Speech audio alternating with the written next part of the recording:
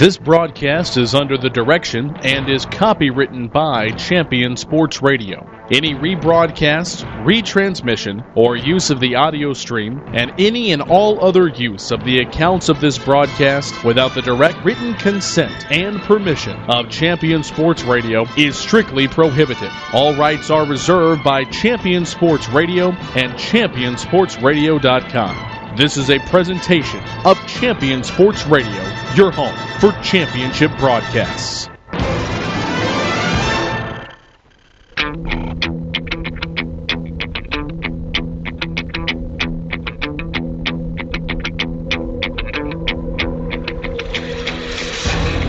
Live from Longhorn Stadium in Cedar Hill, Texas, it's time for Cedar Hill Longhorn football. Hi again, everyone. I'm Bill Howard, along with my broadcast partners, Cam Bolin and Cody Krim, coming to you on a warm Dallas-Fort Worth evening. Temperature at about 92 degrees on the field, and we should have a hot one in the makings tonight. The Bowie Volunteers coming off a 72-49 victory in Week 1 over Dallas Jesuit take on our Cedar Hill Longhorns.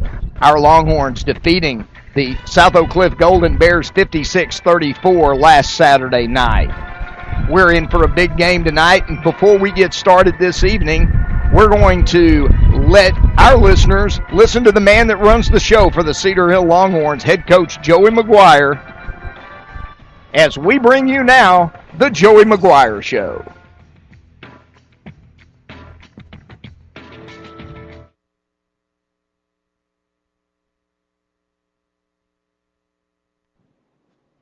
Hi again, everyone, and welcome to Week 2 of the Head Coach Joey McGuire Show. I'm Bill Howard, along with Cedar Hill Longhorn Head Coach Joey McGuire. And Coach McGuire, congratulations on a Week 1 win over a very good South Oak Cliff team.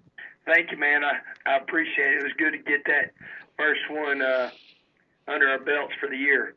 Well, it was a hard-fought game. The Longhorns coming out on top, scoring in excess of 50 points, but giving up in excess of 30 points. And I tell you, you had to be impressed with South Oak Cliff's athleticism and speed on the offensive side of the football. You know, they worried us coming in. We knew they were going to be really fast, and you know, they had the receivers do some really good things. You know, it's frustrating on our part. We blew 3 coverages that counted for long gains, you know, and you hate seeing that. But you had one guy back there in the secondary that took varsity reps as a secondary player. So some of that against a talented team was to be expected. You know, the big plays that South Oak Cliff hit on their way to 34 points, Coach, the concerns that you just mentioned, as you go through the season, is that something that an experience level is going to take care of, or is it more of a scheme issue? No, I think a lot of it is experience, you know, knowing a couple of different things, knowing down and distance and not just going out there and lining up. We had some of that, you know, and that happens for guys that haven't played a lot, and so they're not adjusting. They're just nervous to be out there and don't want to make a mistake. So it's a little robotical. Then some of it was communication between a couple of the secondary guys, and then, you know, some of it was just technique issues of understanding that this isn't JV football, and if you go up the inside leverage, it's going to be a touchdown on Friday night versus JV. You might be able to recover.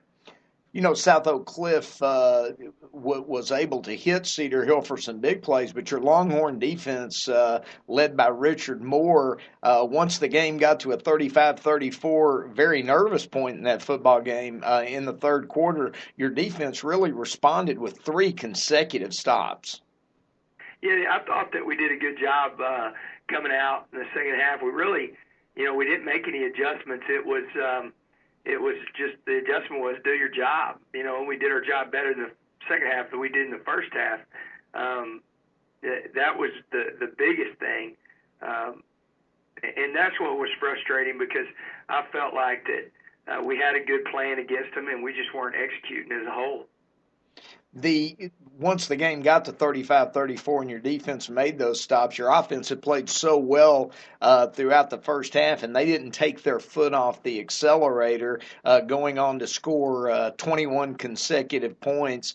You had to be pleased with the running game and Cedric Ware. I was. You know, a couple of people asked me throughout the week, you know, why not more DeMarcus Lodge? Why not more of the receivers? And, you've watched us for a long time. We're a team that we just don't go out, especially in close games, and just do stuff to do it. Whenever you're giving us the edge and you've got guys running upfield, and we're going to be able to kick them and run inside with a Division I running back. And then I'll tell you, Elijah Moore and Denver Daniels and Kyle Goss all had good games running the football too. We don't go away from that. If you're not going to stop it, then we're not going to try to give you something else to stop that we don't know for sure is effective or not. So they got a lot of power football with Cedric Ware.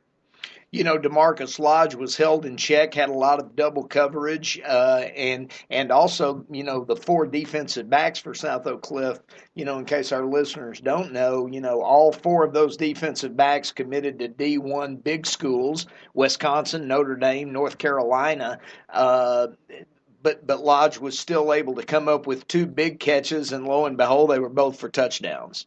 Right, and what you're going to see is if you're going to play double cover him, then that changes your box count. So he affects the game by being on the field of how you're going to be able to run the football, because you can't put an extra safety in the box to try to stop the run. When you do, it ends up being a touchdown because you get one-on-one coverage with DeMarcus Lodge. Talk a little bit about your senior quarterback, Justin McMillan, and the role that he played. He seemed like a very good game manager last Saturday night. Yeah, I thought he did a great job. He had 2 big throws to DeAndre Bradley for first downs, sideline throws that, a lot of people can't make at this level. He had a big pull on the goal line for a touchdown. I thought that he did a good job. He had some high snaps to deal with that we're really working on that, affects his timing and everything like that. And I thought Justin did a tremendous job of handling all that. DeAndre Bradley is a wide receiver that you mentioned, and he, of course, is the transfer in from a private school in Dallas, and he was an impactful player on offense for you. It looks to the layperson like he's fitting in very, very well, very, very early. He is. It's a deal that's a work in progress. I mean, we've got some really good receivers, and so we're able to do some different things package-wise to get them on the field. And, I think you'll see in different ball games that, each ball game is going to be different. And, as Cedric's time to really shine. And I think that as it goes, each week you're going to have some different guys step up.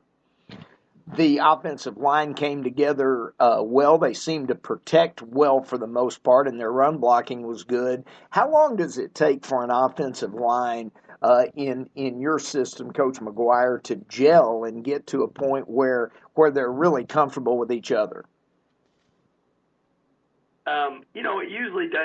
It usually doesn't take that long whenever you have veterans like Randy Jackson. I was thinking American Idol there for a second. Randy Christian, and Desmond Duncan, both of those guys, have been there and been in the fire. I was really proud of some of the young guys. That was Chris Frazier's first full game at center. He'd been playing guard, and he did a good job. Jared Williams is going to just be a tremendous football player. And, these first couple of weeks you're seeing a rotation at left guard. I think Justice Powers will settle in there in that spot. And I feel like that, if we can stay healthy and things go right, this could be the best, not one of the best offensive lines we've had. They're extremely physical. Your special teams also were nothing short of fantastic for the most part, especially your kicking game and the return game. Denver Daniels with a 92-yard touchdown return that really got the Cedar Hill Longhorn team sparked, and then of course Brooks Ralph was true all night. All in all, you had to be fairly pleased, I would assume, with your special teams play. Well, you've been watching us for a long time, and that's usually a work in progress. So for our special teams to be in mid-season form right now is, pretty tremendous. I thought, that Denver, we've nicknamed him Mr. 2000 because his goal is for 2,000 yards for total offense, and you add that kicking game in there, and and he was well over 100 yards, so he's on a good start. He's a natural at that. He's an all-state returner last year, and I thought he was incredible. Brooks did a great job of kicking the ball out of the end zone whenever he had the opportunity, pinning them deep. He was 100% on his extra point field goal. I thought Josh Stewart, he had a 37-yard average on punt, his first punt. And DeAndre Bradley and Jalen Jackson are two other return guys that are just phenomenal. I think if Bradley doesn't fair catch the punt, then Jalen Jackson's fixed to take that to the house. I mean, we have the wall set up to where it's fixed to be a touchdown or to be a foot race. Well, and in that particular play, Jalen Jackson looked like he was ready to go, and DeAndre Bradley stole his thunder a little bit.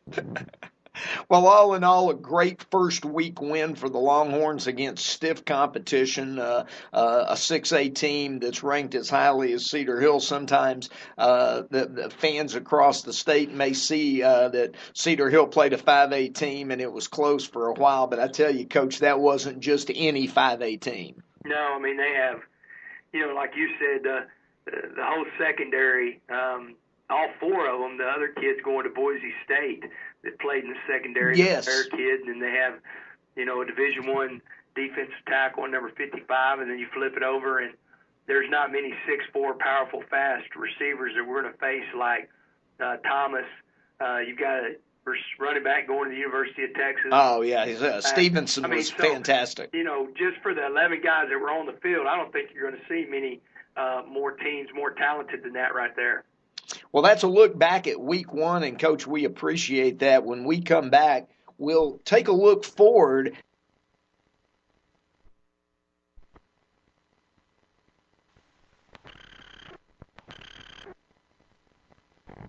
In Command Broadcasting, a sports TV broadcasting and marketing company. In Command Broadcasting provides a wide array of turnkey video production and streaming services. In Command services include filming of sporting events, season highlights, school graduations, corporate infomercials, and documentaries. In Command streams your sporting event or company function over the internet live or on demand. Call 972-851-7888 to raise the energy of your next event. In Command Broadcasting, 972-851-7888.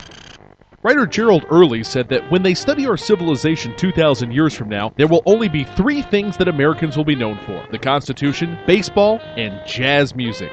GDYO's Jazz Institute provides young musicians in North Texas the opportunity to learn what it means to be a jazz musician through weekly technique classes and combo rehearsals with professional jazz musicians. From the first note to the final round of applause, GDYO Jazz Institute concerts will amaze and delight both hardcore jazz cats and new fans alike. Learn more about the truly original American art form through the GDYO Jazz Institute online at gdyo.org/jazz.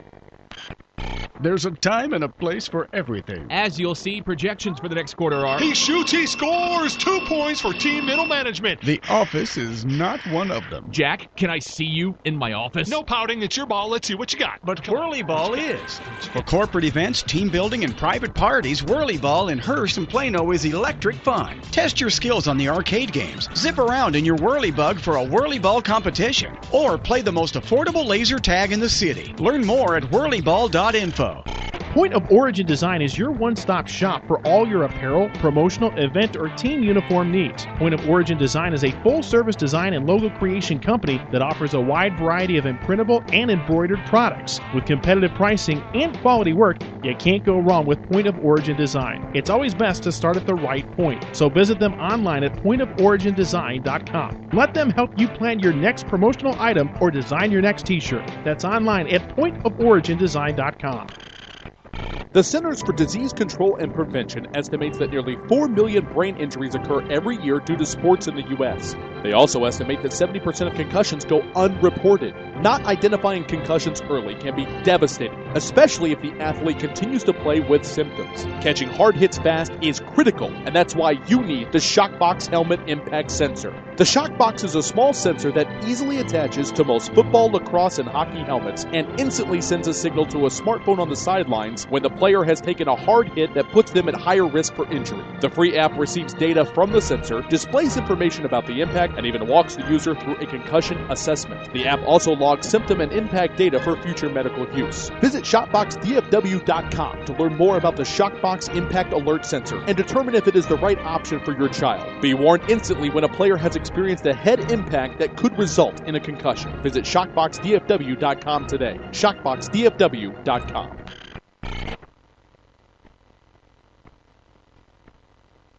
And the road gets no easier for the Cedar Hill Longhorns as Arlington Bowie comes calling this Friday night. You're listening to the Joey McGuire Show on the Champion Sports Radio Network. We'll be back in a moment.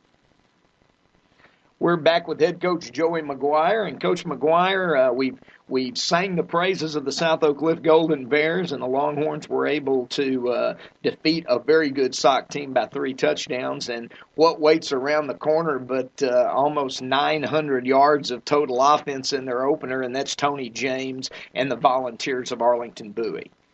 Yes, sir. And I was it's funny. I was at the game, and I got to see him up close and personal, and Tony James, I was saying it's the Tony James show. When he gets in the open field, you're going to see a kid shift gears and get somewhere in a hurry like very few people can. Coach, how much does Tony James remind you of your great quarterback from the 2006 state championship team, Will Cole? Well, he reminds me a lot from the standpoint of the open field. I think Will was a stronger, more powerful runner, but Tony is a lot like Will. If you let him get in space, he's just so fast that he eats up angles. So you might have a good angle and make a tackle, but you can't make the tackle because he's eating those angles up. For those of our listeners who aren't aware, the Bowie Volunteers opened against Jesuit last weekend, and they won 72-49 in something that's akin to a Cedar Hill High School basketball score. But James was 13 for 18, threw for 459 yards and 6 touchdowns. Given the struggles in some parts of our pass coverage that we had last week, how excited must Tony James be, and what does Coach Stephen Limley and the Longhorn defense do to combat James this Friday? Well, it's more about us than it is about him and his receivers, and we have to be on the same page. For instance, we gave up a touchdown to Thomas across the middle to where we have 2 safeties that are supposed to be playing switch man coverage, and they both play the same man.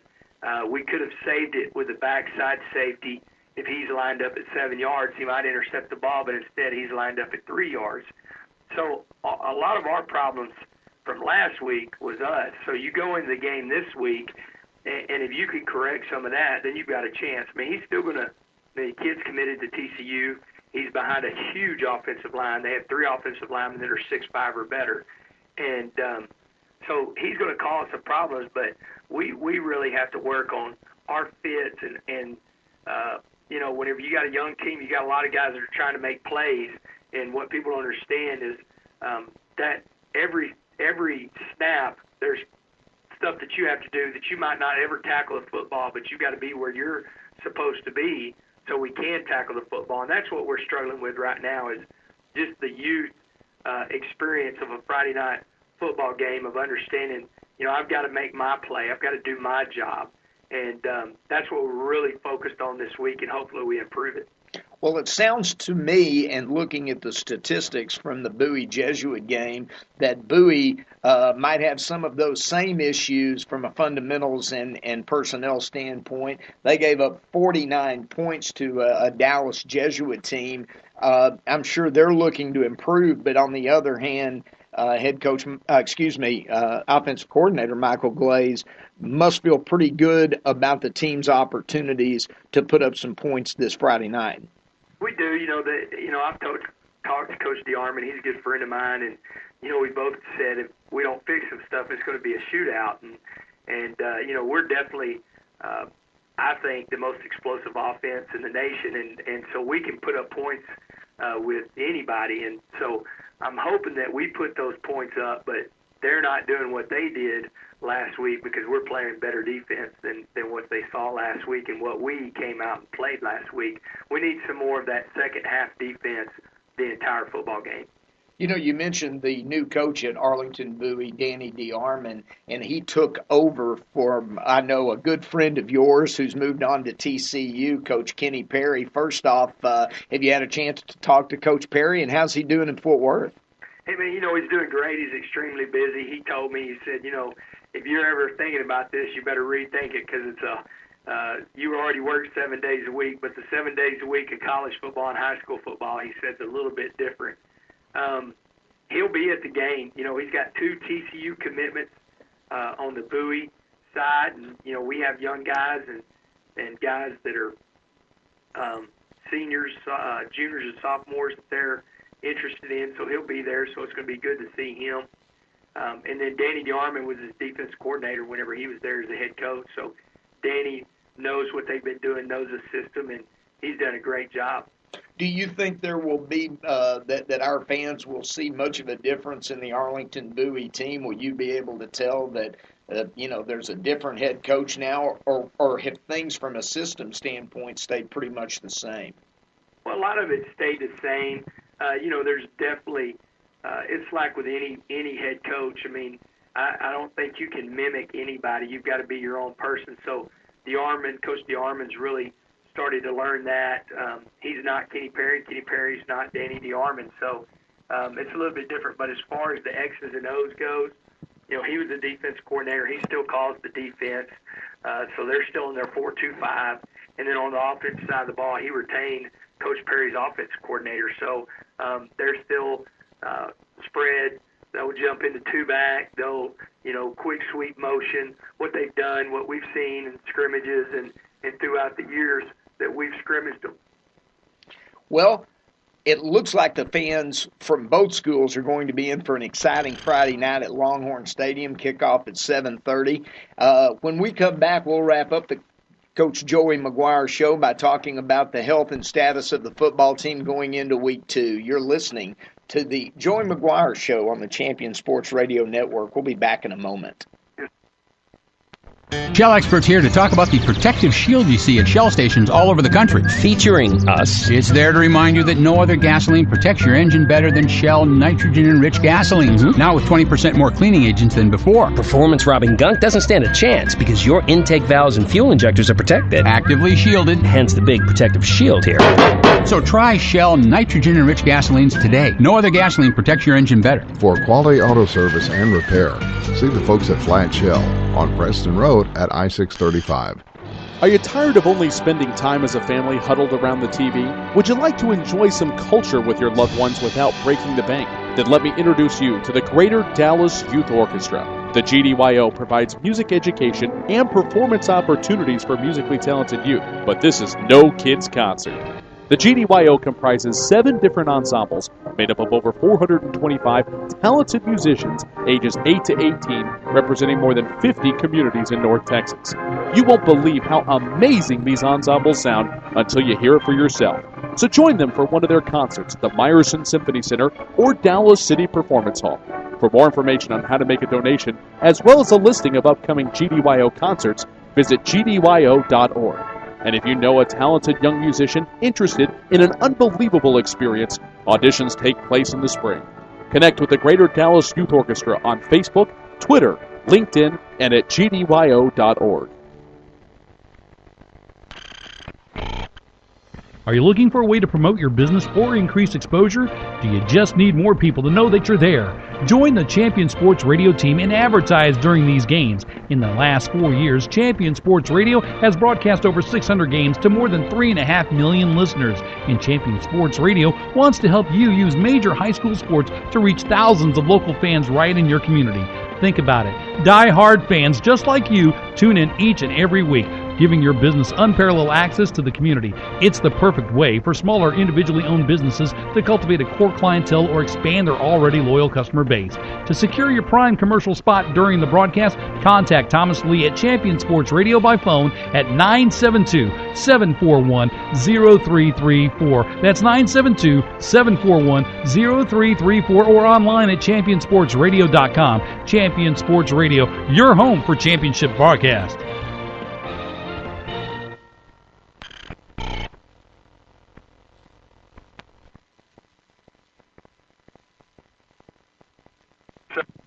Back with head coach Joey McGuire, and Coach McGuire getting his football team prepared to play the powerful Volunteers of Arlington Bowie Friday night, 7:30 at Longhorn Stadium on the campus of Cedar Hill High School. We urge all of our Longhorn Nation to come out and cheer our Longhorns on as they look for their first home victory of the year, their second victory of the season. And Coach McGuire, tell us a little bit about the state of the football team right now from a health standpoint.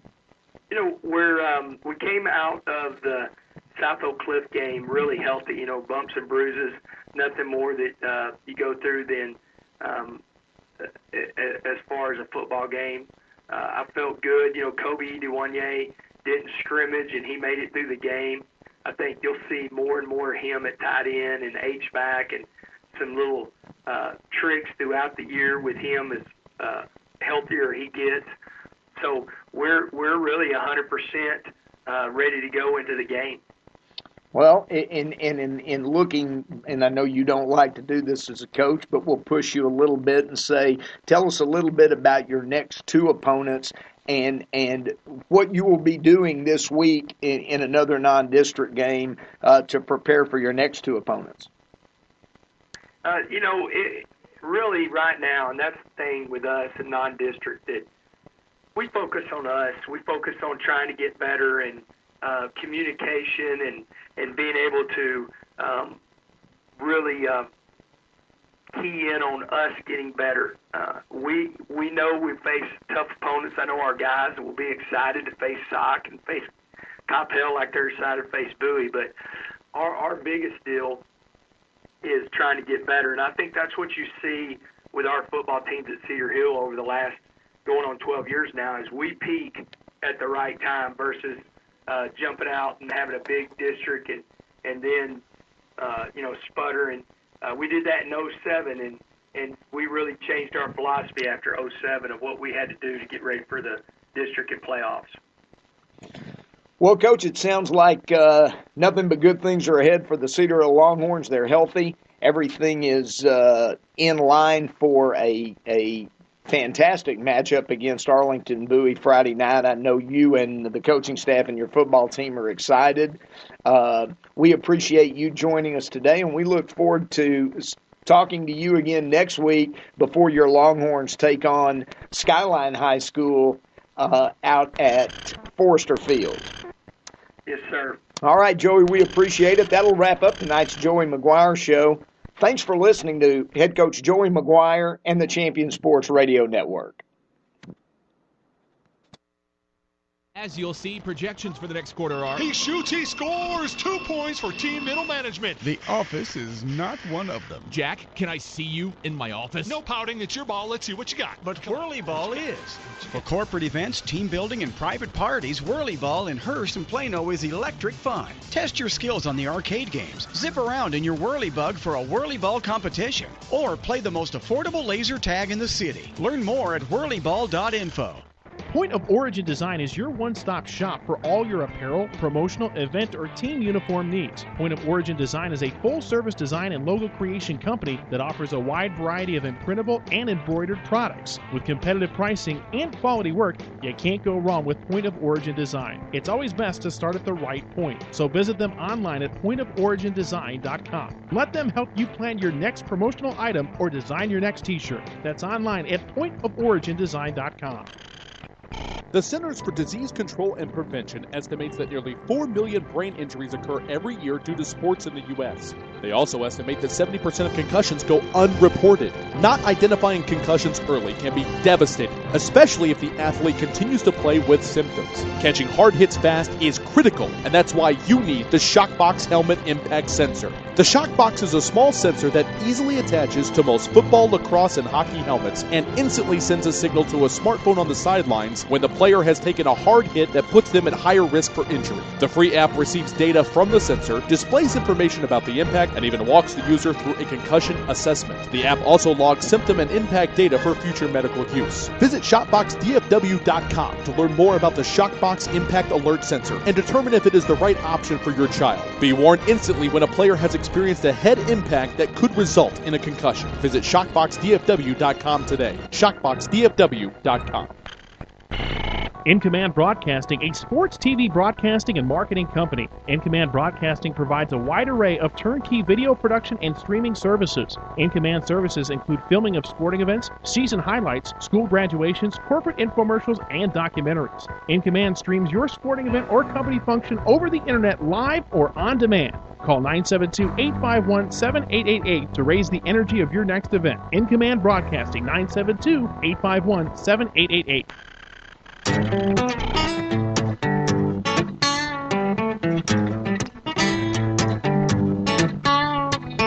Back at Longhorn Stadium on the campus of Cedar Hill High School, we're set for the kickoff of the Cedar Hill Longhorns and the Bowie Volunteers. Hi again, everyone, and so glad you're with us tonight as the Longhorns kick off their home season against the Bowie Volunteers.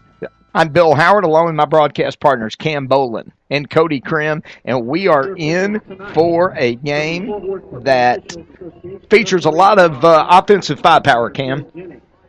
Yeah, Austin Bowie scored a gazillion points last week and had even more yards. And a really good quarterback that I believe is headed to TCU. That's and Tony James. Yes, that's right. Tony James is. And Cody, the difference between this and a week ago is the Bowie Volunteers certainly couldn't have as many Division I prospects as the Sauk Golden Bears did, and that's good news. Yeah, absolutely, Bill. Sauk last week out at Kincaid Stadium had a whole roster, it seemed like, full of Division I commits, much like Cedar Hill. Bowie coming in with not quite the same D1 firepower, but almost putting up 900 yards of total offense the week prior against Dallas Jesuit. They scored 72 and gained almost 800 or over 800 yards. Brooks Rouse set to kick off. He'll be kicking from right to left, and he hits a long end-over-end kick that's going to be fielded by Bowie at the 3, coming up the middle of the field of the 15 to the 20, big hole, 25, and taken down at the 29-yard line. The Bowie returner on that play, and that was number 16, Jalen Badger, the senior wide receiver. Longhorns decked out in all red tonight, gentlemen. Red helmets with the scripted horns on the side. New red home jerseys, black and white trim numerals, and red pants. We look like a fire drill out there on the field, and let's hope it's only that way in the uniforms. I hope the defense can perform up to par tonight. Tony James, the quarterback, in the shotgun, one running back to his left. 3-man front for the Horns. Direct snap to James, and on first down, James is going to keep it, and he's going to be smothered after a half-yard gain. And for the Longhorns, number 58, offensive tackle Chris Simmons, really making a big play right up off the bat for the Longhorn defense. And really going to be something interesting to watch, Bill, as the Longhorns have struggled with that quarterback draw, quarterback keeper going up the middle. Well, they've got a runner tonight in Tony James. They bottle him up on the first play of the game. It's going to be 2nd and 9 from the 31, 2 backs in the backfield. Twin receivers to the left, 1 to the right. Direct snap to James. He'll throw straight back in the pocket. Throws a little screen, got a man wide open, 40, 45, 50, and all the way down to the Cedar Hill 48-yard line goes number 27, running back Chris Gardner, the 5'8", 165-pound senior, and quickly Bowie showing their passing game, Cam. They hit the Longhorns for a 20-yarder. Yeah, and a very good offensive play call there, catching Cedar Hill off guard in the blitz with the screen pass. 10:54 to go, just underway here at Longhorn Stadium. No score. Arlington Bowie on their initial possession took over the ball at the Cedar Hill 29 and have since, their own 29, and have since moved to the Cedar Hill 49. James in the shotgun, twin receivers to either side. Inside handoff, first back through up to the 45, 40, 35, and down to the 34-yard line goes the running back number 23. Correction, that's number 32 on the carry, DeAndre Cook. And Cook takes it all the way down for another Bowie first down. And right now, Bowie using their big offensive line, Cam, really pushing Cedar Hill's front around. 1st and 10 from the Cedar Hill 34.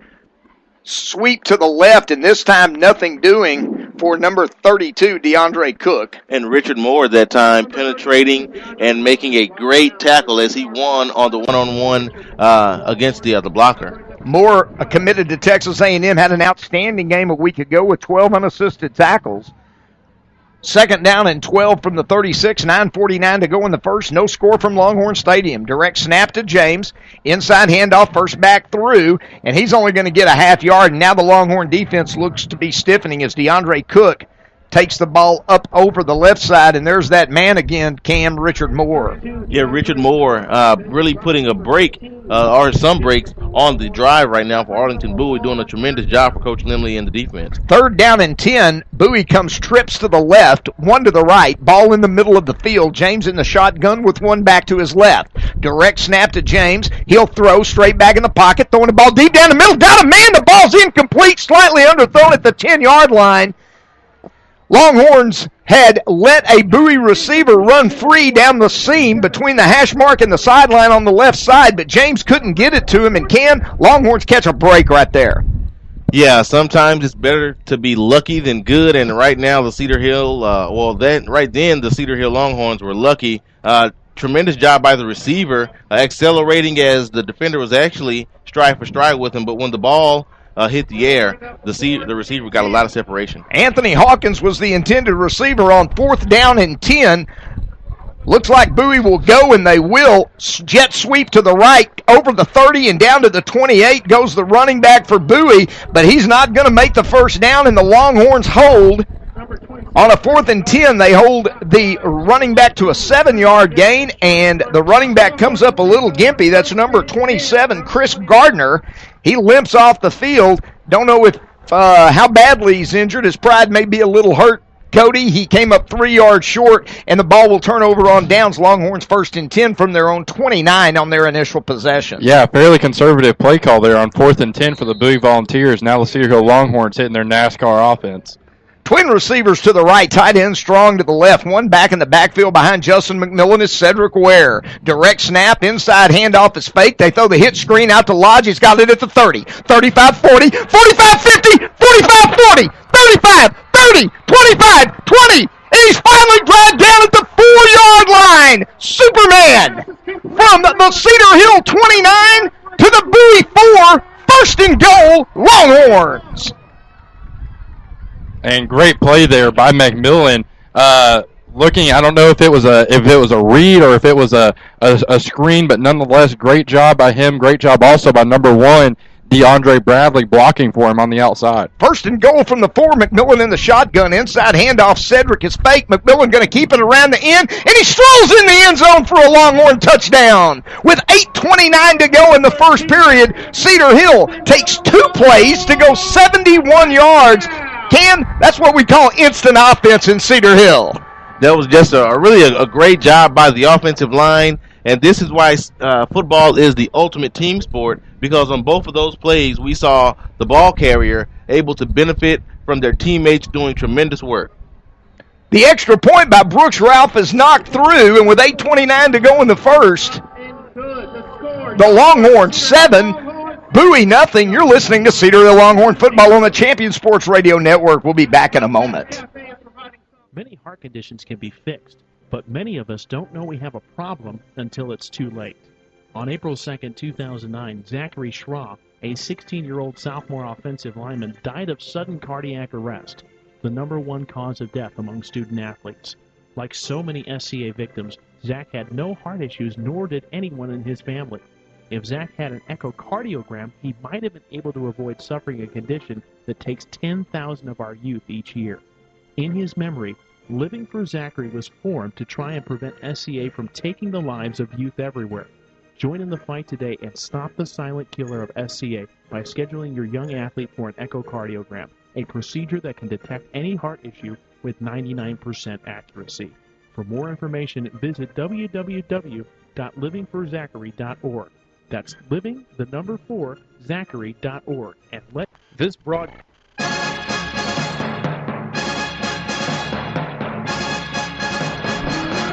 Back at Longhorn Stadium, Cedar Hill, 2 plays, 71 yards, and they take the lead 7-0 over Bowie with 8:29 to go. Kicking off from right to left will be Brooks Ralph. Back deep, number 16, Jalen Badger, and number 27, Chris Gardner. And it's going to be Badger that's going to field it in the end zone. He's going to go down on one knee there, and another touchback for the golden leg of Brooks Ralph. And, guys, before Bowie goes on offense, there is a flag down on the field, and we'll have to check that out. Looks like Cedar Hill may have been offsides. This may be a case where the coaching staff for Bowie would like for them to kick it again. And the Bowie coaching staff, of course, led by their head coach, Danny DeArmond, the former defensive coordinator under the great Kenny Perry. Kenny, of course, leaving Arlington Bowie, Cody, and now at TCU, and Coach DeArmond is going to have Cedar Hill kick it again. Yeah, Coach Perry, really good friends with Coach McGuire, now the cornerbacks coach out at TCU. I think this is a no-brainer, Bill, having them re-kick. You have some athletes back there in both Gardner along with Badger. You really want to get the ball in their hands, get them in some space, see what they can do. The big leg cam of Brooks Ralph will be tested here. We're going to back it up to the 35, and let's see if Brooks can reach the end zone with little or no wind at play. I would almost kind of look for Brooks to go more for air here than he would for distance on the kick to allow the coverage team to gather around the potential ball carrier and possibly force a fair catch. On the wings, of course, up closer at the 20 is number 16, Aaron Badger, and number 4, Nico Small. Back in the middle at the 5-yard line is number 27, Chris Gardner. Brooks Ralph gets the signal from the official. He approaches, and he booms another one, and he says, really, guys, I don't really care if it's 35 or 40. I'm going to kick it out of the end zone anyway. Brooks Ralph showing off that D1 leg. and the Volunteers will take over first down and 10 at their own 25-yard line. And, Bill, that's a really good play there by Brooks Ralph. Can't give him enough credit after being backed up 10 yards to really step through and put one through the back of the end zone. Putting Bowie back again at their own 25-yard line. Pretty good field position for the Longhorns on defense. After this snap, let's talk a little bit about these red-on-red uniforms of the Longhorns. I like them.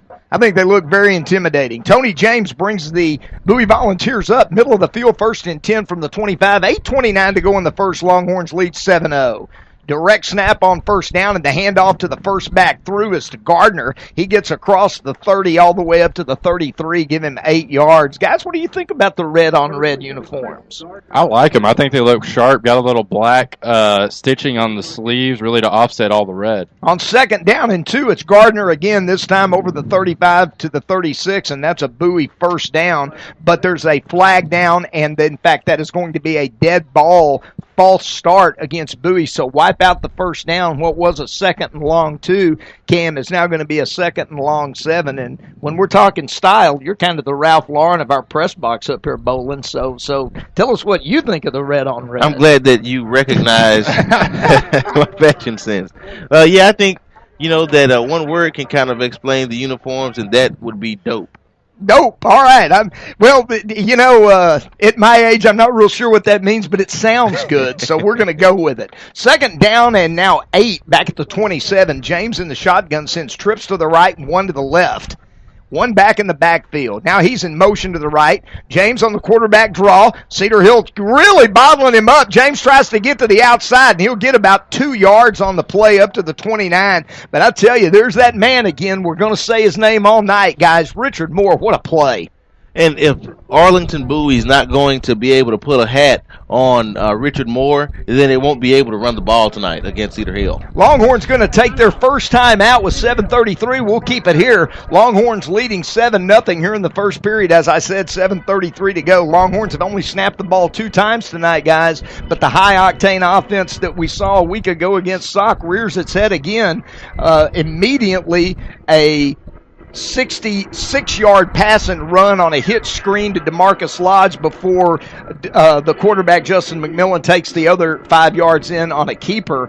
Boy, this offense is just dynamite. Yeah, when you play a team with the caliber of Cedar Hill and you play an opponent with this type of an offense, it's almost like there's 2 defenses that you're facing because the Cedar Hill offense applies so much pressure to the opposition. You just can't have any empty possessions when they are on offense themselves. Well, you know, and South Oak Cliff saw that a week ago. They had scored 34 points. They were in the game 35-34. They had a couple of 3-and-outs, and all of a sudden the football game was over, just like that. Resuming play, 7:33 to go in the first here at Longhorn Stadium on the campus of Cedar Hill High School. Arlington, Bowie, and Cedar Hill. Bowie moving from left to right, a 3rd and 6 from their own 29. Two backs in the backfield with James in the shotgun.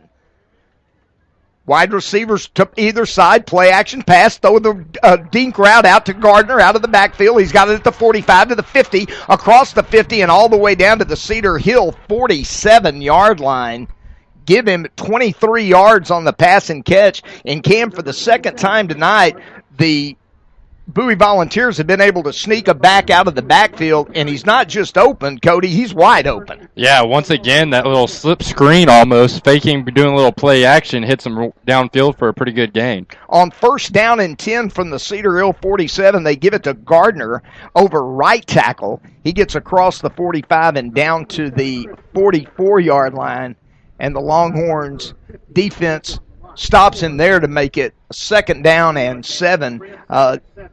Cam, while you stepped away, we were talking about 2 pass plays now that Bowie has been able to get backs out of the backfield almost uncovered, and both times for plus 20-yard plays. Yeah, just a tremendous job, again, of play calling, and Cedar Hill will have to really defend all players on the offense from Bowie tonight. On 1st down and 10, a handoff over the left side, across the 35 to the 30, down to the 25, and all the way down to the 24-yard line goes number 32, DeAndre Cook, the running back.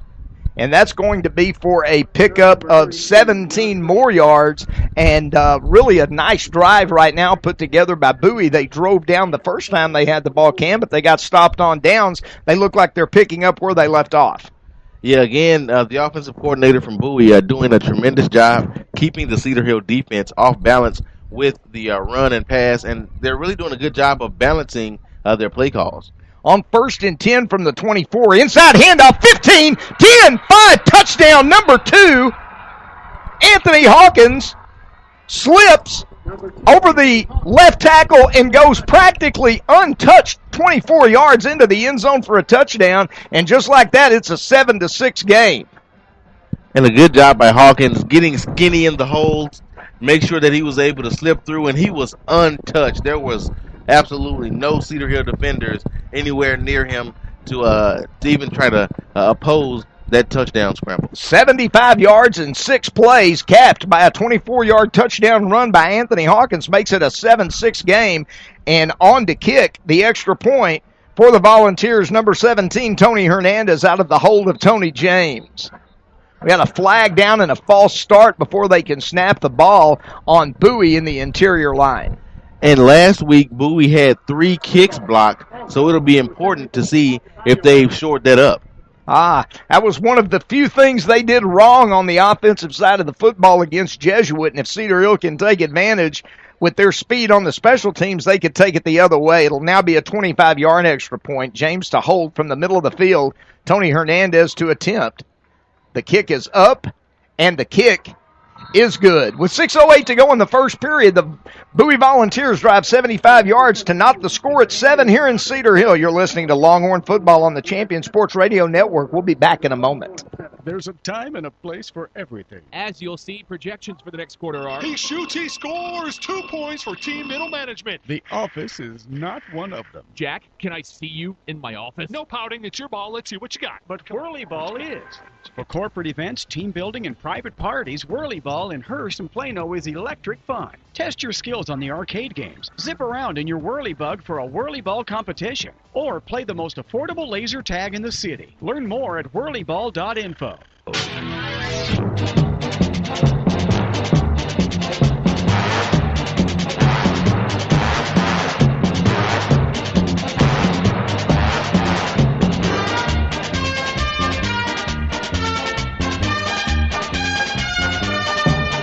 Back at Longhorn Stadium, the Longhorns see the Bowie Volunteers generate more offenses. They go 75 yards to the Volunteers.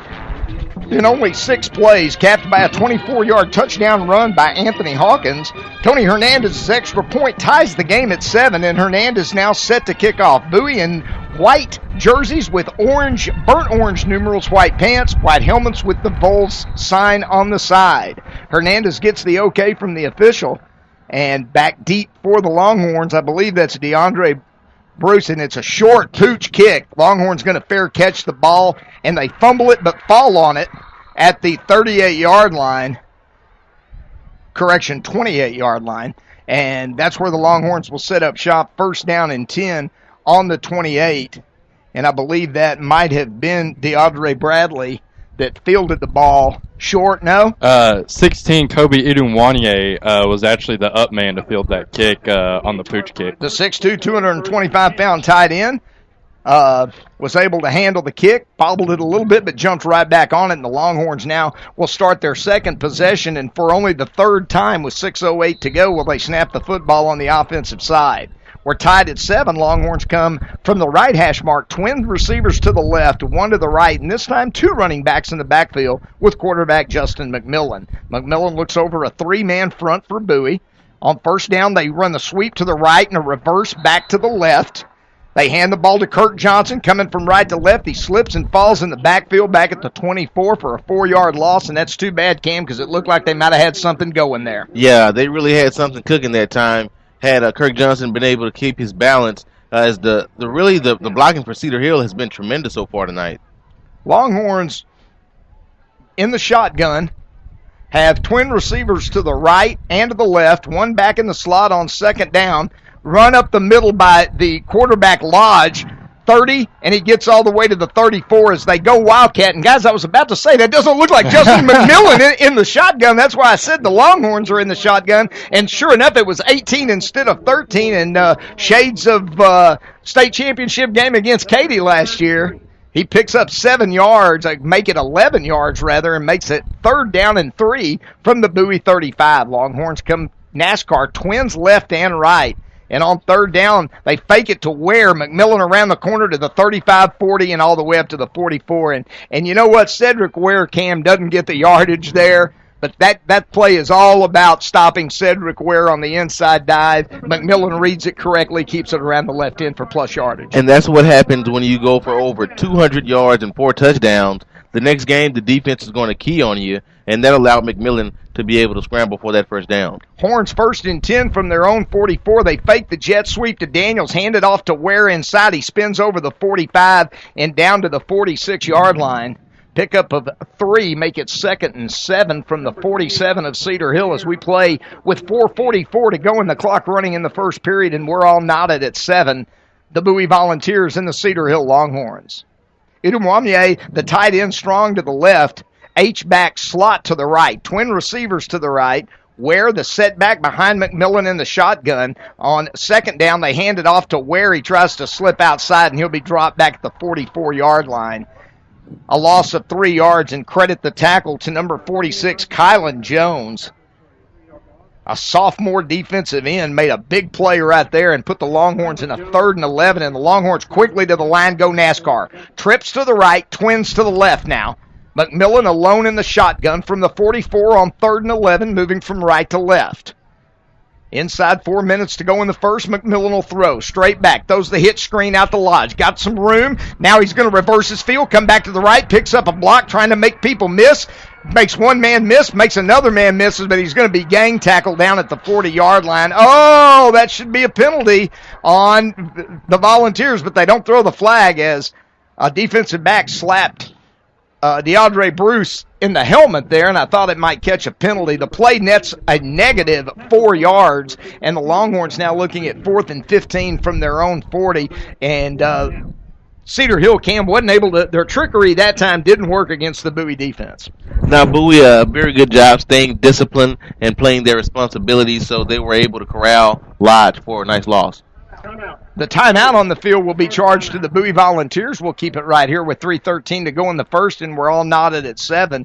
And one of the things we saw on the first possession for Cedar Hill that lasted only 2 plays and 71 yards later resulted in a touchdown is that the Longhorns again this time trying some slip screens and some misdirection with reverses. And, Cody, you've got to credit the Bowie Volunteer defense for staying at home. Yeah, absolutely. You see the Bowie Volunteers kind of putting a bunch of guys in the box. Credit that again, as Cam said, to Ware, putting up so many yards last week against South Oak Cliff and 4 touchdowns. Really have left the receivers in man coverage, but they've done a tremendous job getting off their blocks on the jet screens and all the foolery that the Longhorns have tried thus far. Back in return formation for the Volunteers, number 27, Chris Gardner. Josh Stewart, the all-district punter, standing in his own 26, awaiting the snap, and it's a good one. Stewart's kick, beautiful high kick. It's going to bounce at about the 20 and take a nice Cedar Hill bounce inside the 15-yard line to the 14. And so a good punt there by Josh Stewart of 46 yards with no return. And, Cam, that's the kind of net you're looking for on that punting situation. Yeah, tremendous job. Hit the ball right on that sweet spot to get the correct roll. And right now, Bowie going to have to earn their touchdown, as they'll have to start from the 15-yard line. 3 minutes to go in the first half, all tied at 7. Bowie, on their previous 2 possessions, moved the ball at will. First, they turned it over on downs in plus territory against Cedar Hill, but in the second time, they scored a touchdown. This time on first down, James rolls to his right, got a man out of the backfield wide open. 20, 25, all the way up near the 30-yard line goes number 27, the running back, Chris Gardner. And guys, we're going to have to do something defensively to stop the back out of the backfield on pass routes. He's not just open, he's uncovered. Yeah, our outside linebackers are really going to have to do a better job of staying home. They're sending the guy that's just one guy on the far side. They're sending him on a go route, just leaving that side of the field completely uncovered. On 1st and 10 from the 27, inside handoff to Gardner. He gets a tough run over the 30 to the 32. Give him 5 yards and credit it to a lot of effort by number 27, Chris Gardner. Yeah, and Gardner really running tough, as you said, Bill, dropping his shoulder and staying north and south. A lot of times you see young backs going east and west and trying to make everything a touchdown, but Gardner at that time just taking what the defense gave him. My mistake on the carry there, Cam. It was actually 32, DeAndre Cook, not 27, Chris Gardner, so it was the tough run by Cook. 2nd and 5 from the 32, 2:15 left in the first. We're tied at 7. Bowie with the ball moving from left to right. James in the shotgun, straight back in the pocket, looking. Here comes the rush, and they got him back at the 22. Quattro, number 4, Richard Moore with the sack. And Moore came on a delayed blitz that time, something that you were touching on earlier, Cody. Yeah, completely unblocked. Really haven't seen that thus far throughout this early Longhorn season, something that we really saw develop in Coach Limley's playbook late in the playoffs last year. 3rd and 13 from the 24. James in the shotgun, twins right, one left. James will throw, setting up the screen. Ball's overthrown, incomplete, intended for number 32, DeAndre Cook. As they were trying the screen pass there, the Longhorn defense read it, calls James to overthrow, and Cedar Hill's defense makes a stop. And Bill, number 15, Travis Gibson, coming in at his outside linebacker spot, was really just inches away from getting another sack as he hit home very, very quickly against that quick screen pass. Longhorn defense prevails. 4th and 13 from the 24. Bowie sends out the punting unit. Longhorns have twin receivers back, DeAndre Bradley and number 10, Jalen Jackson, the sophomore. On to punt, number 17, Tony Hernandez. He'll stand at his own 12-yard line. Longhorns look like they're going to rush 5. Hernandez hits a beautiful spiraling kick that drives Jackson back to his 30. And Jackson steps out of bounds up at the 34-yard line. And I'm sorry, that was Denver Daniels, not number 10, Jalen Jackson, but number 25, Denver Daniels, as special teams coach Calvin Ruzicka pulled the switcheroo on me there and put Denver Daniels back there this time instead of Jalen Jackson. Yeah, I'm sorry, Bill. No, go ahead. Good job by the punter from Bowie with the directional kick. Really no room for Daniels to return that football, as he had almost 1 foot in and 1 foot out. Pinned him right against the Cedar Hill sideline, so the Longhorns are going to mark him at the 33. We'll start 1st and 10 with 1:24 to go in the first, and the score tied at 7. McMillan in the shotgun. Daniels now the running back behind McMillan. Longhorns go trips to the right and one to the left. From the left hash mark on 1st and 10, inside handoff to Daniels. He scoots to the outside to the 35, up to the 40, and all the way out to the 46-yard line. And a nice run by Denver Daniels. And Denver's known around these parts as the 2,000-yard man. He's looking for 2,000 yards of total offense this year, including kick returns. He got off to a good start last week with almost 200 total yards. On 1st and 10 from the 46, full house backfield this time for the Longhorns. 3 in the backfield with McMillan. They hand it off inside, first back through, and he gets up around midfield and down to the 49-yard line. I think it was Cedric Ware. It was Cedric Ware. And he's going to pick up 6 tough yards, and that looked like a Cedric Ware run, Cam. Yeah, and Cedric Ware is one of those guys that just wears on a defense. That's a grown man playing football right now in high school, and he's really difficult for the other players to bring down. Second down, a long 5. Ball's inside the 50 at the Volunteer 49. One back in the backfield. Trip receivers to the left. Now motion across the formation by Daniels. Play action pass. McMillan rolls out. Got a man wide open at the 40, 35, 30, 25, 20, 15, 10. And he's run out of bounds at the 5-yard line. And what a block downfield as well. Give the play 45 yards on the catch and run from Justin McMillan to Denver Daniels. And number 1, DeAndre Bradley, coming all the way from the opposite side of the field to lay the wood to a Bowie defensive back to really spring Daniels. Goss checks in, number 22, his first stint in at running back. Ware and Daniels, the other running backs, on 1st and goal. They hand it off inside, but there's a flag down, and they're going to stop it as a false start came against the Cedar Hill Longhorns. And the Longhorns now come back in with 18, DeMarcus Lodge, and number 32, Elijah Moore as the H-back. Longhorns will now be looking at a 1st and goal, but they'll do it from the 10-yard line, Cam. Yeah, and let's look maybe for one of those famous fade routes as Lodge is one-on-one on the boundary.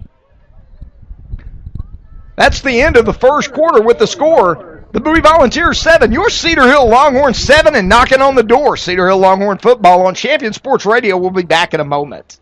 Point of Origin Design is your one-stop shop for all your apparel, promotional, event, or team uniform needs. Point of Origin Design is a full-service design and logo creation company that offers a wide variety of imprintable and embroidered products. With competitive pricing and quality work, you can't go wrong with Point of Origin Design. It's always best to start at the right point, so visit them online at pointoforigindesign.com. Let them help you plan your next promotional item or design your next t-shirt. That's online at pointoforigindesign.com.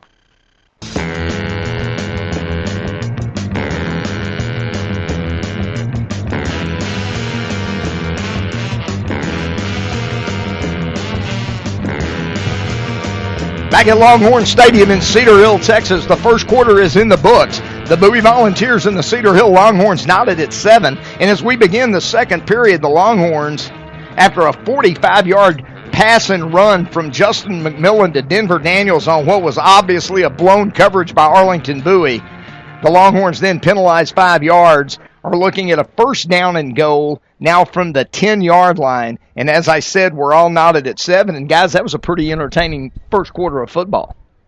Yeah, it really was. Not quite the points that we had last week out at Kincaid Stadium, but still nonetheless very exciting. We're in a 7-7 game. Longhorns knocking on the door, seeing the best of both offense and defense. Really a good balanced game thus far. Bradley comes wide to the right. Lodge in man coverage far to the left. Let's watch that as Bowie rolls a safety to that side. Ware, the running back behind McMillan in the shotgun. They're going to throw the fade. There it is to Lodge. He's out there. He makes the catch. Touchdown. DeMarcus Lodge, back corner of the end zone. You can't stop Superman, Cam. He can fly. And that's exactly what Lodge did. That go-around, tremendous throw to the pylon by Justin McMillan. There was nothing the defender could do. He did his best to try to defend the ball when Lodge came down, but he wasn't able to disengage. Brooks Ralph on to try the extra point. Longhorns with 11:52 to go in the first half have taken a 13-7 lead on the strength of a 10-yard pass. The kick is blocked and picked up by Bowie. 20, 30. The Bowie return man is going to take this back for 2 points, and it's number 4, Nico Small, who blocked it, picked it up, and brought it all the way back. And, guys, that's going to make this a 13-9 football game just like that. And, boy, what a momentum shift for Cedar Hill as Brooks Ralph's kick. His first extra point, Cody, you had told us, was tipped at the line of scrimmage. That time, Nico Small got it all, picked it up on one bounce at the 18-yard line, took it back 82 yards for a 2-point conversion for the Volunteers of Bowie on the missed extra point. Just as Cam was talking about Bowie having 4 kicks blocked last week, the Longhorns get a kick blocked, and not only is it blocked, number 4, Nico Small, takes it all the way to the house for 2 points. Again, the Longhorns do something great, turn around, make a mistake on special teams, and it's a 13-9 game. And that's going to be definitely something to watch, as that's virtually a 3-point swing. Well, and what you have is Coach McGuire saying in our pregame show, and you'll be able to hear that interview again at halftime tonight, very proud, Cam, of how well his special teams had played.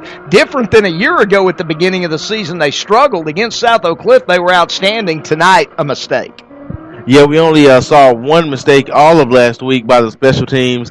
Today, we have one mistake already here at the beginning of the second quarter. Hopefully, we will see Coach Rosica able to get all the guys tied in together, as Arlington Bowie overloaded the left side of the line for Cedar Hill, and that allowed number 4 to blocked the kick, scoop, and scored that 2-point conversion. Nico Small's credited with it, and he did it. Brooks Ralph now set to kick off from his own 40 from left to right. He's kicking into what is picked into a nice little breeze now, about 15 miles an hour. He hits a pooch kick down the right side. Bowie going to fair catch the ball, and they do at their own 19-yard line.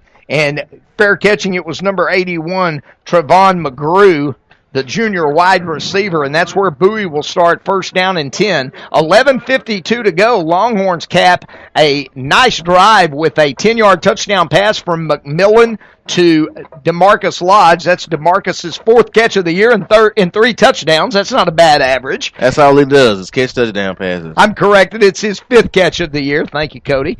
5th catch of the year, but still 3 touchdowns. And with 11:52 to go in the first, Bowie takes over at their own 19-yard line, first down and 10, moving from right to left. Bowie in their white pants, white jerseys with burnt orange numerals, white helmets. Tony James, the quarterback, inside handoff. First back through, big hole, 35, all the way up near the 40-yard line. Goes number 32, DeAndre Cook, a gash play for Bowie there. They blew Cedar Hill right off the line of scrimmage. Yeah, and Cedar Hill not consistently playing a good run defense. They do in spurts. We'll look to see if they're able to do a little bit of a better job tying up the run fits.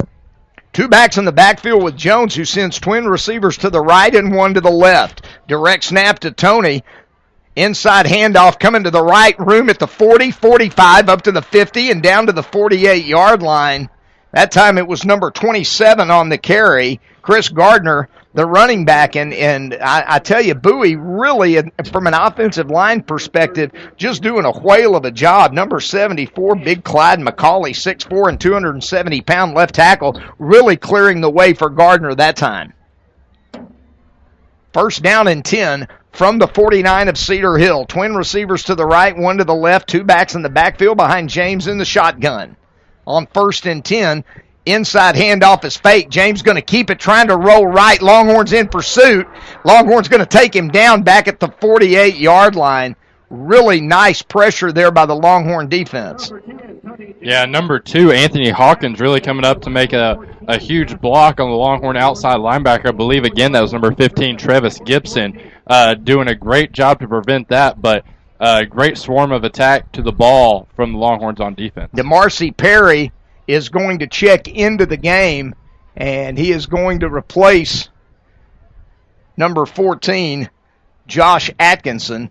Atkinson looks a little shaken up. 2nd and 13 from the Volunteer 48. James in the shotgun. Play action pass, straight back, looking, throws wide open over the middle, but the ball is incomplete and underthrown. And for the second time tonight, this time down at the Cedar Hill 43, Tony James left the ball short for Jalen Badger again, and that time he couldn't blame it on pressure. That ball was just underthrown. Yeah, and receivers are really coming open right now in the secondary as the young defense is going to need to communicate a little better, something that Coach McGuire talked about in the first pregame show. 3rd down and 13 from their own 48. James sends trips to the left, one to the right. I would cover the back out of the backfield. There's one in there with James right now. Motion across the formation. James will throw straight back, throwing the ball deep down the middle of the field, and the ball's caught down at the 31-yard line by number 16, Jalen Badger, for a first down, and the Longhorns had pretty good coverage there, Cam. Yeah, it was tremendous coverage. It was where only the receiver could catch it, and a tremendous one-handed catch by Badger. Number 7, Kirk Johnson, on the defense, and he was right there, but it didn't matter as a great catch was made by Badger down at the 31-yard line. On 1st and 10 from the 31, Bowie hurries to the line, and DeAndre Cook goes over right tackle for about 3, makes it 2nd and 7 from the 28-yard line. 9.5 to go in the first half. Longhorns clinging to a 13-9 lead. Bowie on the march at the Longhorn 27. Direct snap to James. He rolls to his right, looking, throw back. He's got a man wide open again, and that's going to, he dropped it! He dropped it at the 10-yard line. He was wide open. Number 32, DeAndre Cook, was out early for practice. He was all alone, and the ball was simply dropped, and there is another back out of the backfield. And Kyle Goss has just been subbed in for one of the outside linebackers due to that blown coverage. Well, I tell you what, he's DeAndre Cook. If they end up not scoring tonight, or winning tonight, DeAndre Cook's going to think about that play for a long time because he was wide open, and James put it in his breadbasket, and bless the kid's heart, he just missed it. Yeah, I think he started looking at that Cedar in the end zone before he actually scored. 3rd down and 6 from the 28. Direct snap. Inside handoff to 32, and he gets down to the 24-yard line. He's going to be short of the first down. And again, that was DeAndre Cook trying to make amends for his dropped pass that would have been a touchdown. And look at this. It's 4th down and 3 from the 24. And now what does the Bowie Volunteer coaching staff opt to do? I believe they're going to leave the offense on the field and go for this. Big play in this football game. Yeah, not a huge surprise. They went for it on 4th down earlier, not really in very favorable position there. You're going for it again here, 4th and 3. 2 backs in the backfield, twin receivers left, one to the right. James in the shotgun on 4th and 3. James straight back in the pocket. Got a man wide open out of the backfield. 20, 15, 10, 5, touchdown. Out of the backfield again. It happens over and over and over. And once again, this time it's number 27, Chris Gardner, comes wide open out of the backfield for a touchdown that gives the Volunteers a 15-13 lead. And Bill, as frustrating as it is from a Cedar Hill perspective, let's give some credit to the Bowie Volunteer coaching staff for not getting away from what they're having success with. They're seeing that Cedar Hill is not able to defend that little slip screen coming out of the backfield, and they're sticking with it over and over and over. We've had to have seen the play 5 times already. Yeah, and I'll tell you, we'll talk about the play in just a second. Tony Hernandez is on for the extra point. Vols take a 15-13 lead with 8:35 to go in the half. Hernandez's kick is up, and it's good. We'll pick this up when we come back from Longhorn Stadium. 8:35 to go in the first half. Bowie 16, Cedar Hill 13. Longhorn football on the Champion Sports Radio. We'll be back in a moment. In Command Broadcasting, a sports TV broadcasting and marketing company. In Command Broadcasting provides a wide array of turnkey video production and streaming services. In Command services include filming of sporting events, season highlights, school graduations, corporate infomercials, and documentaries. In Command streams your sporting event or company function over the internet live or on demand. Call 972-851-7888 to raise the energy of your next event. In Command Broadcasting, 972-851-7888.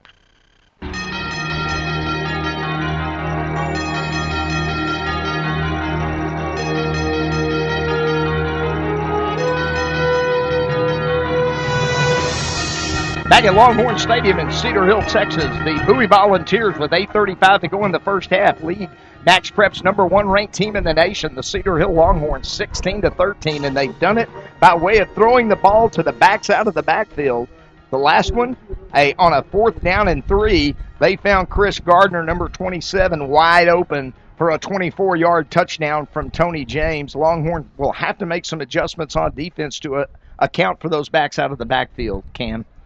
Yeah, really, the offensive coaching staff, again, you can tell that they've seen something and they've devised a really good game plan on the outset here against the Longhorns, as their offense has been pretty much predicated around getting the football to these running backs on swing passes and screens out of the backfield, and they are completely wide open almost every time. Hernandez hits a short pooch kick. The ball's going to fall at the 30, and it's picked up at the 40, 45, 50, and all the way into the territory of the Arlington Bowie Volunteers goes number 7, Kirk Johnson, who fielded the ball as one of the up guys. As one of the up guys, caught it at about the 33 and returns it 19 yards all the way down to the 48-yard line. And if you're the Bowie coaching staff, that's not what you have in mind on the pooch kick. Yeah. They had a good plan devised, but I think they may want the kicker to identify the number a little bit better so they can make sure you kick it to the right up man. They're going to spot it at the Bowie 49, Longhorns 1st and 10, go twins to the right, one to the left. Ware the setback with McMillan. Ware coming sweep right to the 45, 40. Cuts outside 35, 30. Stays on his feet, 25, 20, 15. All the way down to the 11-yard line goes Cedric Ware, a 38-yard run. And there is a flag down, and we may have a late hit on the Cedar Hill Longhorns. A block came in at the end of the play, and it was very, very close, so we'll have to see what it is. And the Longhorn that's coming off the field right now appears to be number 75, Xavier Jackson. Or I couldn't really get that number, but we'll have to wait and see. It was 75 Jackson coming off. The call is a dead ball personal foul against Cedar Hill, so that'll put him back at the 26-yard line, Cam, but it doesn't wipe out what was a sensational run by the USC-bound running back, Cedric Ware. Yeah, just a tremendous carry that time by Ware. Great acceleration, something that we saw plenty of times last year, and Ware showing really good explosion through the hole, running through arm tackles and dropping his shoulder to finish it off. I smelled DeMarcus Lodge, boys. Man coverage on the outside, safety up in the middle of the field. McMillan, as they will place the ball at the 26-yard line, looking at a 1st and 10 with 8:17 to go, and Bowie leading Cedar Hill 16-13 here in the first half in Cedar Hill. Where the setback behind McMillan, Lodge wide to the left, Bradley wide to the right. Inside handoff to Ware coming left to the 15. He slips, stays on his feet, gets down, across the 25, not the 15. He gets all the way down to the 21-yard line. That's a great 6-yard run. Looked like there was nothing there, Cody, and he picks up 6. No, a lot of individual effort there by Ware, keeping his feet moving, and falling forward. 7:55 to go in the first half. Clock's running. Longhorns trailing Bowie 16-13, but the Longhorns are on the move. 2nd and 5 from the 22 of Arlington Bowie.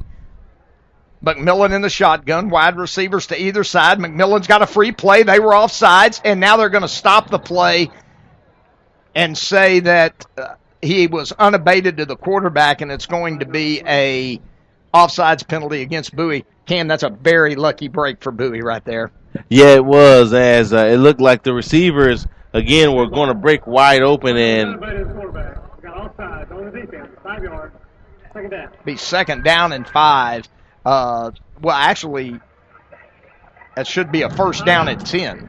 And Cedar Hill's going to take a timeout with 7:36 to go. It was 2nd and 5 when the play commenced, so that'll be close to a 1st down. In fact, it will be a 1st down when play resumes. But Cam, as we were saying, that's a very lucky break because that's an official's judgment call there, and McMillan actually, the Bowie defensive end, jumped off sides but was going backwards.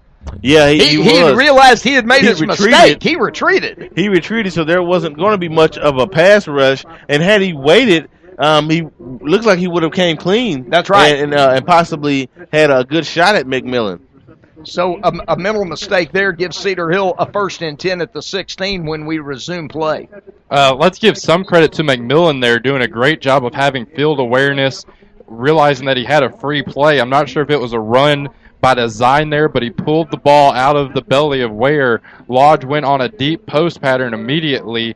I don't know if that was some connection knowing they had a free play, but it looked very good. 7:36 to go. Longhorns trailing the Bowie Volunteers 16-13 here at Longhorn Stadium. 7:36 to go in the first half, I should say. And the Longhorns on the march now will have a 1st down and 10 from the Volunteer 16 as play resumes. Cedric Ware will be the running back behind number 13, Justin McMillan, Elijah Moore, the H-back in a slot to the right. Bradley comes wide to the right, Lodge wide to the left. McMillan checking with the sideline, getting the play call. Play clock down to 14 and running. McMillan with plenty of time back in the shotgun. Now baby motion across the formation by Moore. Inside handoff, Cedric Ware coming right to the 15, to the 10. Breaks the tackle and gets down to the 6-yard line and lost a shoe in the process. Close to a 1st down. Be about, looks like maybe a yard short, Cam. Yeah, and a great hesitation move, as it looked like the play was actually called to be a dive through the A-gap, but a great vision by Cedric Ware, making a hesitation move in the A-gap, bouncing it out to the right off tackle and gaining just over 9 yards. 2nd down and less than a yard from the 7. They give it to the big back again, and this time he's going to be swamped at the 10-yard line as Bowie brings more people than Cedar Hill can block on that play, and that turns into a 3-yard loss. And what was 2nd and less than a yard now is a big 3rd down and 4 as we go inside 6:45 to go in the half. Yeah, and Bowie, a tremendous job. They're really selling out against the run right now in the red zone. Let's see if McMillan has another nice fade throw on him, as Bowie is showing a lot of confidence and not changing their strategy, manning up the receivers on the outside. A big 3rd down and 4 from the 10. They give it again to 28 Ware, and Ware says this time, nobody's stopping me from getting this 1st down, guys, as he just barrels his way across the 5 and down to the 4-yard line. 1st down and goal for the Longhorns. And really good play call there by Coach Glaze, not abandoning the run just because the play before that unsuccessful, doing a great job sticking with the game plan, sticking with your player in Cedric Ware. You see Bowie has now made adjustments to bracket coverage and somehow or also bring safety help over the top on Lodge. On 1st and goal from the 5, twins to the right. Inside handoff to Ware coming left. He's going to be taken down right at the line of scrimmage. And, on the big 3rd and 4 play, Cam Bolin and I looked at each other we were thinking the same thing, that if they run the ball here, that means they're planning on going for it on 4th down. They had already made that decision. They were going to run it twice, and there was no need, as Cedric Ware picked up a big 1st down, but he's dropped for a 2-yard loss on his next carry, and that makes it 2nd and 6, or 2nd and goal from the 6. Ware behind McMillan, 2 in the backfield. Looked like they might have been offsides. They're throwing it in the end zone. They got a man wide open, and it's that man. You know who it is. It's number 18, DeMarcus Lodge, for the touchdown, and he was wide open, and you simply can't leave him open. And the decision has been made by the Bowie coaches that they're not going to consistently allow Cedric to get touchdowns and to beat them in the short yardage situations. So that's fine. We have the best receiver in the country. Let's go ahead and throw it to him. Longhorns are going to kick the extra point here. Thought they might go for 2, but Brooks Ralph is back on to try the extra point. 19-16, Longhorns lead with 5:15 to go in the first half. The snap is a good one. Brooks Ralph's kick this time is dead down the middle. With 5:15 to go in the first half, Cedar Hill reclaims the lead. We got a great one going at Longhorn Stadium. Cedar Hill 20, Bowie 16. Longhorn football will be back in a moment. The Centers for Disease Control and Prevention estimates that nearly 4 million brain injuries occur every year due to sports in the U.S. They also estimate that 70% of concussions go unreported. Not identifying concussions early can be devastating, especially if the athlete continues to play with symptoms. Catching hard hits fast is critical, and that's why you need the Shockbox Helmet Impact Sensor.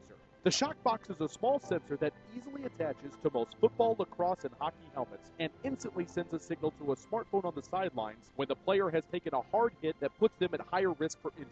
The free app receives data from the sensor, displays information about the impact, and even walks the user through a concussion assessment. The app also logs symptom and impact data for future medical use. Visit ShockboxDFW.com to learn more about the Shockbox Impact Alert Sensor and determine if it is the right option for your child. Be warned instantly when a player has experienced a head impact that could result in a concussion. Visit ShockboxDFW.com today. ShockboxDFW.com. Back at Longhorn Stadium, the Longhorns on a 6-yard touchdown pass from Justin McMillan to DeMarcus Lodge retake the lead over Bowie 20-16 in a pooch kick. Coming down the middle of the field this time is fumbled. The ball's loose on the ground, picked up by Bowie. And number 3, Surprise Gilman. I've been wanting to say that name all night long. The sophomore Surprise Gilman said, "Surprise, I don't have the football." But then he found it and picked it up. And at the 27-yard line was taken down by a host of Longhorn tacklers. And I'm so glad that the head coach and the coaching staff for the Bowie Volunteers, led by their head coach, Danny D. Armand, decided to put Surprise Gilman back in return formation so I could say his name. You finally got that shot. I finally got the surprise of the evening. Okay. Cedar Hill leading 20-16. 5 minutes and 13 seconds to go in the first half. Bowie moving from right to left. Tony James will send twins to the right, the short side of the field. One receiver to the left. One back in the backfield. Now jet motion across the formation. Jet sweep coming from right to left to the 30, 35, 40. 45 and dragged down at the 47 is number 2, Anthony Hawkins. And I'm telling you, Anthony Hawkins put a move on Richard Moore right there that left Richard Moore in his tracks. Correction, number 2, not Moore. It was DeMarcy Perry. Don't want Richard getting mad at me for that. So thank you guys for bailing me out. A great run by number 2, Anthony Hawkins, all the way up to the 48-yard line, gives Bowie a 1st and 10. Direct snap to James on first down, but before they can, there's a flag down on the play, and it looks like it's going to be a dead ball motion penalty, I believe. Let's wait for the official to come over. Dead ball. Small start on the left guard.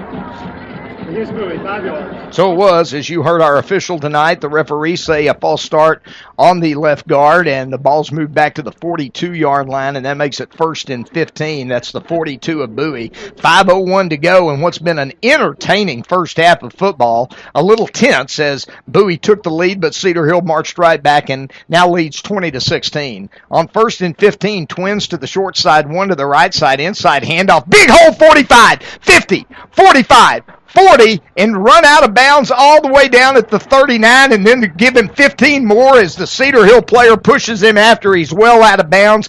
Not a smart football play right there, and the coaching staff is not going to be happy with that decision on the Cedar Hill side of the ball, because it's going to move the ball from the 38 down to about the 23. They're going to tack on 15 more yards, but a huge hole over the right side for number 27, Chris Gardner, and guys, 2 weeks in a row now, we've seen the and I know these are very potent and very good offenses, and it's very early in the year, but knowing this coaching staff the way I know this coaching staff, they're going to have to, I know that they're already wondering why so many yards so early.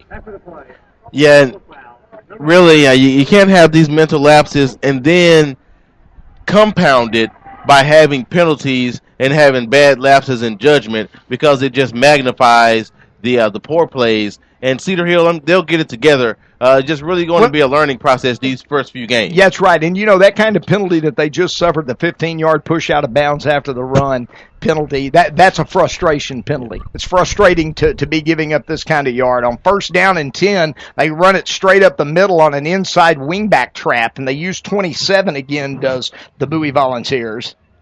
And number 27, Chris Gardner, really having a whale of a game thus far for the Volunteers, doing everything, catching and running out of the backfield, having a whale of a game. Picks up 8 yards, makes it 2nd and 2 from the Cedar Hill 18, 4.5 to go in the first. We got a flag down, and I think it's going to be offsides against Cedar Hill. as looked like the nose guard penetrated a little early. And if that is correct, and I believe that it will be, it's going to be 5 yards and a first down for Bowie, and that's going to put the ball at the 12-yard line of Cedar Hill, and the Longhorns with 4:23 to go here in the first half in danger once again of falling behind. They lead 20-16, and the Longhorns are going to take a timeout. And we're going to keep it right here with 4:23 to go. And Cam, you were saying something earlier as the play was progressing about the Cedar Hill defense having plenty of time to make the adjustments and get things together. Yeah, it's still early. We're not in district play yet, and district play generally decides who's actually going to make the playoffs. We've seen times where Cedar Hill has gone into district play with a losing record and still be able to win district and or at least make the playoffs and be one of the top seeds and make a very long run throughout. So, well, and you're absolutely right, Cam. This is a football team we come to expect so much of because of all the success through the years. And when they struggle early, it gets to, and I'm as guilty as anyone of it, of the Chicken Little syndrome. The sky is falling because you know what we remember is the end of last year when the team was dominating and playing so well and winning a state championship. But Coach Joey McGuire and Michael Glaze and Stephen Lindley have always been, as a coaching staff, they're gearing toward district play, getting in the playoffs, winning a state championship. DPS, district playoff state. That's what they're about. And as a result, I think you're absolutely right. I think they'll make the adjustments. As we resume play, it'll be first down and 10 from the 13-yard line of Cedar Hill for Bowie. James in the shotgun. Inside handoff, first back through, and I believe it's 32, Cook, who's going to get across the 10 and down to the 9-yard line. And Arlington Martin out at AT&T Stadium going up on Skyline now, 48-7, as that game's already late. That's 48-47, not 48-7. What a shootout that is. 48-47. Goodness gracious. Yeah, those second down at Cowboy Stadium having a good show. Absolutely. Second down from the 9, 2nd and 6. Inside handoff, first back through is 27 Gardner. Longhorn's going to force him down at the line of scrimmage, about the 7, and that's going to make it 3rd down and 5 for Bowie as we go inside 3:39 left in the first half. And the Longhorns clinging to a 20-16 lead. Big play right here, 3rd down, long 4, short 5. Number 2 in the Wildcat now. It's not James, and before the play can be run, there is a flag down, a dead ball penalty coming up against Arlington Bowie, we believe, and if so, that'll make it a 3rd down and 9 play. But interestingly, number 2, Anthony Hawkins, goes into the Wildcat. And you know what? Anytime Tony James isn't getting the ball snapped to him, I'm okay with that. I'll take it. And Anthony Hawkins has already made some huge plays in this game, but Tony James scares me. They'll go back to Tony James at quarterback this time. It's 3rd down and 9. Clock running with 3:18 to go in the half. Longhorns leading 20-16. Big play for the Longhorn defense. James in the shotgun. Jet sweep is coming from left to right, and number 2, Hawkins, is going to take it from the 5 and all the way into the end zone for a touchdown. He just ran through 3 Cedar Hill defenders. And the Longhorns actually had the play fairly well defensed, but Hawkins would have none of it. He just wouldn't be stopped, and he goes in 12 yards for the go-ahead touchdown for the Bowie Volunteers. And a tremendous effort that time, again, by Tony Hawkins, running through arm tackles of the Cedar Hill Longhorns and cutting back, making sure that he was able to stay in bounds as he broke off tackle. 22-20 pending the extra point of number 17, Tony Hernandez. A big 2-point swing, 3-point swing in this game happened after a Cedar Hill touchdown. We'll talk about it in a second. Hernandez' extra point is on the way, and it's good. 3 minutes to go. We'll keep it here. Cam, 23-20 right now is the game, and the difference right now in the football game, besides the fact that neither defense has been able to slow down the other team's offense, the difference is the blocked extra point by Bowie that was picked up and returned for 2 points, where Cedar Hill loses a point and Bowie picks up 2 points, and that 3-point swing now the difference in the game. Yeah, and that play may seem minuscule as it was only a 2-point play. As you said, Bill, I mean, all you have to do is win by 1, and right now Bowie's up by 23 in a shootout, and on the have the upper hand against Cedar Hill, as on that drive they didn't even have to go for all of the swing passes. Now, that was a situation there where the Longhorns had made what appeared to be a defensive adjustment to play the short passing game of Bowie more effectively, and as a result, Bowie was able to run the ball pretty much right at the Longhorn defense, able to move down and take the lead 23-20 with 3 minutes to go in the first half. Longhorns have no timeouts remaining. I don't believe they have any timeouts. No, they don't. So with 3 minutes to go, good news is that the Longhorns could sustain and somehow get some points here in the last 3 minutes. They'll also get the ball to start the second half. Hernandez set to kick off from right to left.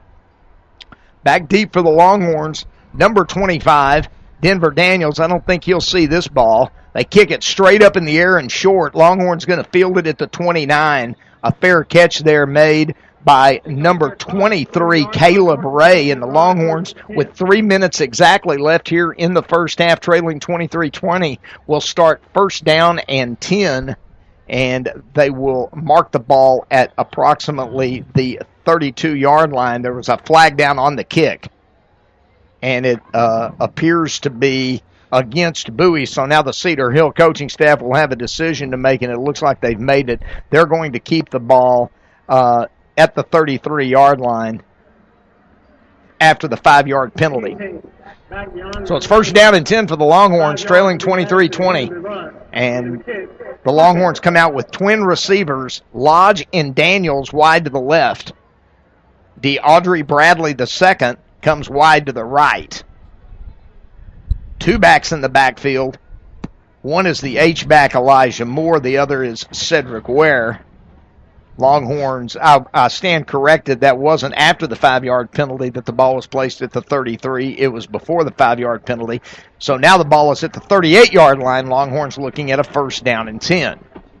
In the shotgun is Justin McMillan, twins right, one left.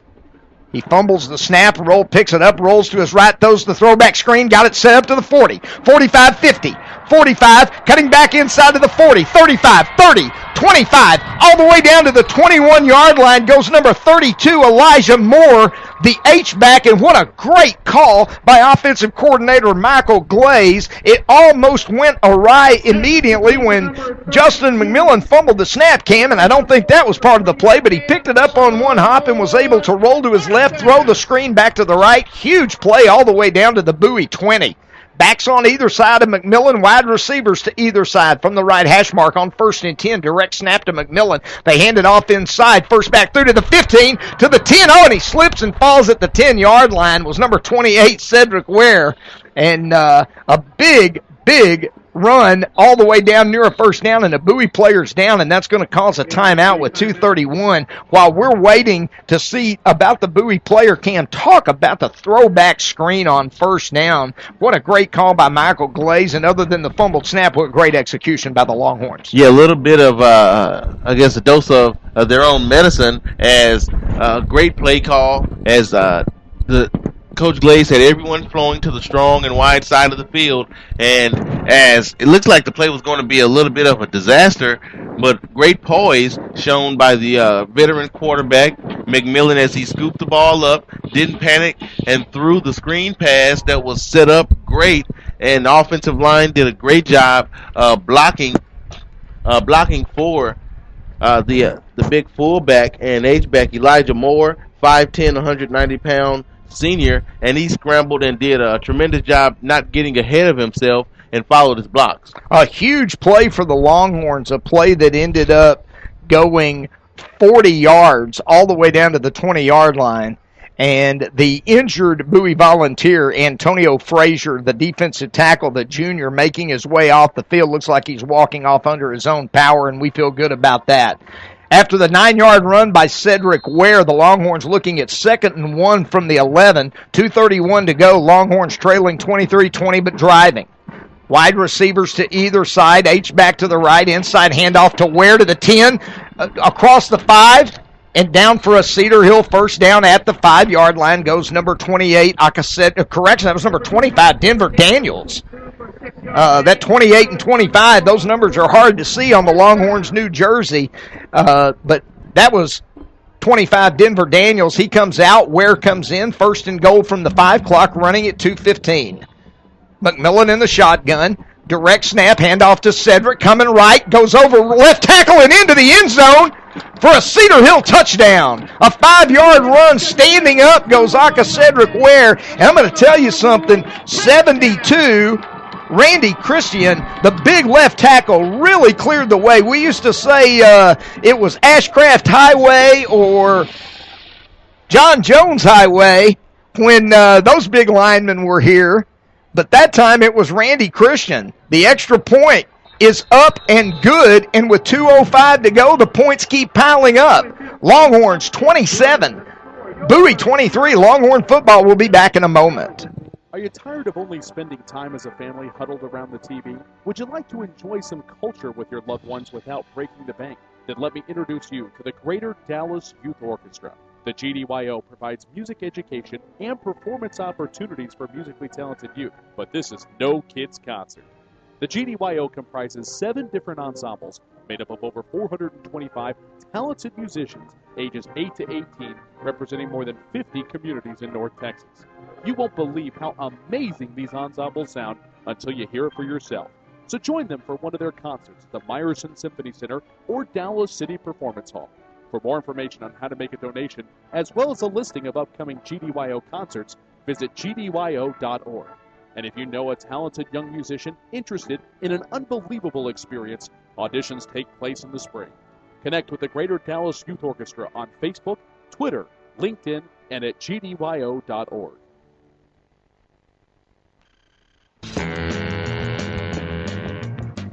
Back at Longhorn Stadium, 2:05 to go in the first half of a shootout between Cedar Hill and Bowie. The Longhorns score on a 5-yard touchdown run by Cedric Ware to retake the lead 27-23. Brooks Routh set to kick off from his own 40. Hits a longer pooch kick now that's going to be fielded at the 15. And the return man gets up to the 20, 25, and he's across the 25 to the 26. And that's number 2, Anthony Hawkins, on the return. So with 2:02 to go, Cam and Cody, we probably have time for at least 2 more touchdowns from each team, don't you think? Yeah, well, if you go based on last week, we may have 2 or 3 touchdowns for each team in store for us. As last week, points for both Cedar Hill and Bowie were going on the board in a hurry, but I really expect Bowie to kind of run the ball, maybe play a little bit conservative, but they do, on the other hand, have both their timeouts left, so it'll be interesting to see what happens here. They'll come out first down and 10, send twin receivers to the right, and that's Hawkins and Jalen Badger, one receiver to the left. Correction, that's Badger wide to the left. 2 backs in the backfield with James, direct snap. Inside handoff, big hole to the 30 and across to the 31-yard line goes DeAndre Cook, number 32. Give him about 5 on the play, and the clock will continue to run as the Vols do have 2 timeouts remaining here in the first half and maybe looking to hit a big running play to see if they can get into scoring position. Twin receivers to the right are Hawkins and Badger. Straight back in the pocket, now rolling away from the pressure is Jones. He's looking, he turns the corner to the 35 and goes out of bounds up at the 41. Cam, great coverage downfield by the Longhorn secondary. Yeah, and that has to be frustrating as a defender to see the quarterback scramble for a 14-yard gain like that after you did a tremendous job of bracketing the receivers downfield. Tony James rolled to the right after pressure came up the middle by the Longhorn interior, got outside and was able to take the ball all the way up to the 40-yard line, enough for a Arlington Bowie first down. 1:24 to go in the first half. Longhorns leading 27-23. Bowie moving from right to left at their own 40. Jones now has jet formation from right to left. He'll throw it again, straight back in the pocket. Looking, here comes the pressure. He scrambles away from it, gets away again. Now he's just going to throw the ball away out of bounds. And Tony James doing a great job of surviving right now, Cam, against a potent Cedar Hill pass rush. Yeah, and it's really important to have good feet as a quarterback. And that's one of the key things that scouts look for when they project your potential to the next level. A lot of people think about arm strength, but feet are really important as well. And one thing I've noticed about James is that he really has some good feet.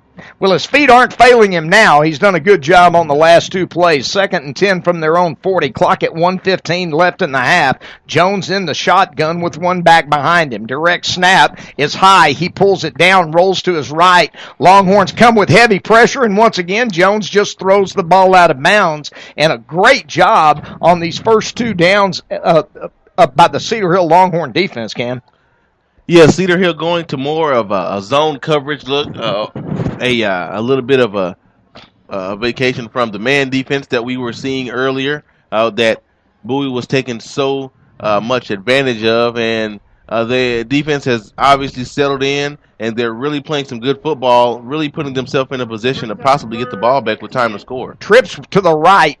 To the left, rather, one to the right. Now motion away. Jones straight back in the backfield, runs a quarterback draw to the midfield stripe, and across midfield to the 49 goes Tony James, and that's enough for a first down for Bowie on the quarterback draw, and a well-conceived play there. They put 3 to the left and then put a back in motion to the left. And Tony James ran the quarterback draw for 11 yards and a first down. Clock running at 45 seconds. Jet sweep, faked, straight back in the pocket, going deep downfield. The ball's knocked away and almost intercepted. Tony James was trying to hit Hawkins deep down the field on the post, but the Longhorn defense made a sensational play, and it was number 2, DeMarcy Perry. Now, correction, number 8 on the coverage, Arthur Jeffrey, who made a touchdown-saving deflection right there. Yeah, he almost had an interception, as a matter of fact, showing great athleticism, something, again, that Coach McGuire had talked about us with in a previous meeting. 2nd down and 10 from the 49, 39 seconds to go. Direct snap to James. They hand it off inside, first back through. Longhorns are ready for him. They take the running back down at the 45, and Bowie will stop the clock. Well, no, correction, they're not stopping the clock. It's continuing to run, and with 2 timeouts, Bowie seems content to let the clock run. In an offensive shootout like this, I got to tell you, I'm a little surprised. 3rd down and 6. Clock down to 15 seconds and running. They're at the Cedar Hill 45. Twins to the right and to the left. One back in the backfield. Direct snap to James. Straight back in the pocket. He's looking. He's in trying. Here comes the sack, and they got him back at the 47-yard line. And that will end the first half of play. The Longhorns end it in fashion. I think it was number 51, Roderick Frazier, the defensive end, that came up with a huge sack, and that will end the first half of play with the score. The Cedar Hill Longhorns 27, the Bowie Volunteers 23. When we come back, you'll get a chance to hear a replay of this weekend's Coach Joey McGuire show that was taped earlier today. Hope you enjoy that. We'll see you back for the second half. Our score again on Champion Sports Radio. At the end of one half of play, the Cedar Hill Longhorns 27, the Bowie Volunteers 23.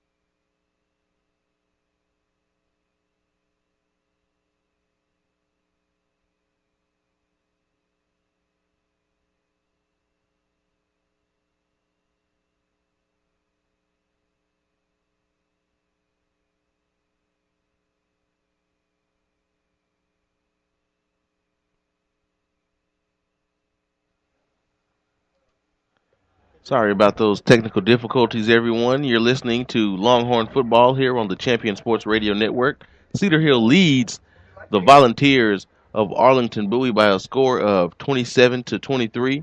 Their next opponent, the Skyline Raiders, defeated Arlington Martin over at Jerry World and AT&T Cowboy Stadium by a score of 53-48 just a moment ago. Another shootout in Texas football. And just to give you a couple of district scores, Duncanville is trailing Mesquite Horn by a score of 14-8. And Capel, another future Longhorn opponent, is tied with McKinney Boyd over at McKinney's Run Post Stadium at 14 apiece. I'll tell you what, another interesting thing that's going on over at Highland Park, Highlander Stadium, where the Highland Park Scots and Arkansas Pulaski are going at it right now. They're 24-24, approaching the end of the first half. And, of course, Pulaski is the program that is so well known, guys, for never punting, only onside kicks. So far they've had 5 onside kicks tonight. They haven't gotten any of those onside kicks yet, but they have been scoring a ton of points and not giving up the ball by either punting or kicking off. And they just went for it. Our colleague out in Highland Park Stadium, Joel Allen, tells us that they just went for it on a 4th and 5 from their own 31-yard line. They overthrew a wide-open receiver that was streaking for a touchdown. So that's got to be pretty interesting for the fans out in Highland Park to see Pulaski High School, of course, who never kicks the ball. They onside kick when they kick it off, and they don't ever punt. They go for it on every 4th down. What do you think about that, Cam? I actually kind of like it. An extremely aggressive style of football and extremely unconventional. Definitely different. Yeah, and you would think, from my understanding, I saw a special on them before, that they've had a lot of success that other guys would maybe attempt it, especially programs that don't have quite the talent as others in their district. I mean, what else do you really have to lose?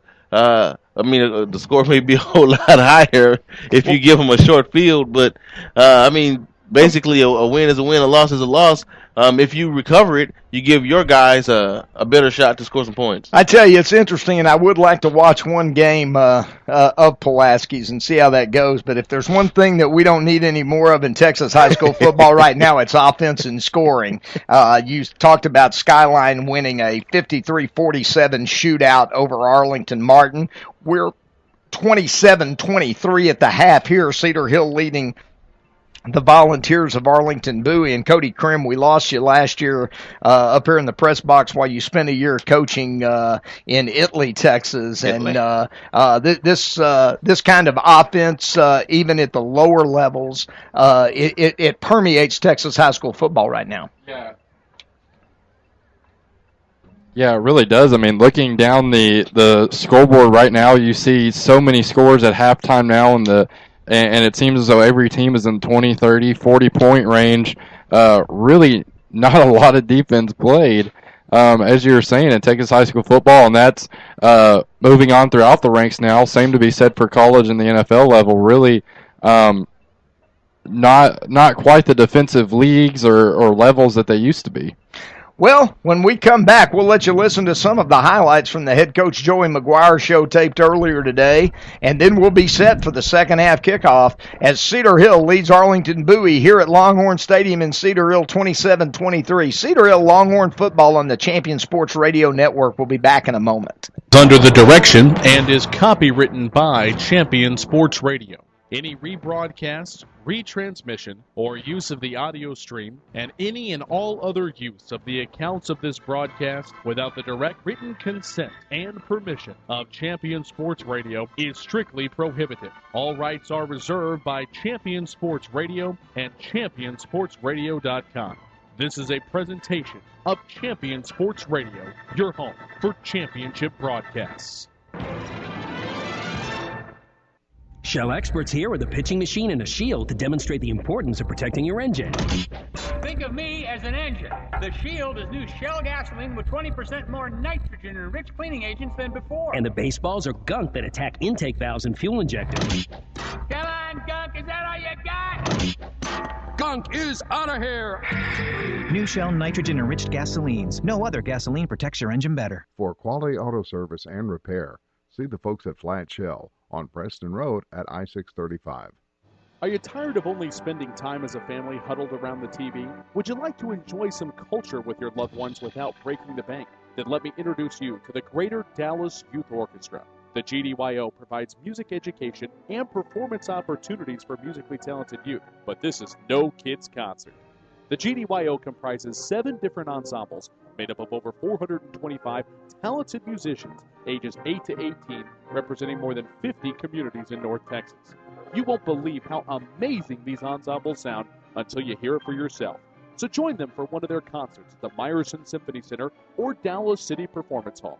For more information on how to make a donation, as well as a listing of upcoming GDYO concerts, visit gdyo.org. And if you know a talented young musician interested in an unbelievable experience, auditions take place in the spring. Connect with the Greater Dallas Youth Orchestra on Facebook, Twitter, LinkedIn, and at gdyo.org.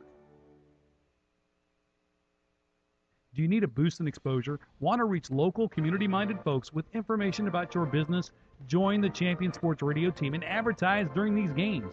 In the last 4 years, Champion Sports Radio has broadcast over 600 games for more than 3.5 million listeners. And Champion Sports Radio wants to help you use major high school sports to reach thousands of local fans right in your community. It's also a way for your business to give back to the community by helping all these well-deserving student athletes get some recognition for their accomplishments. The cost simply can't be beat for the effect it will have.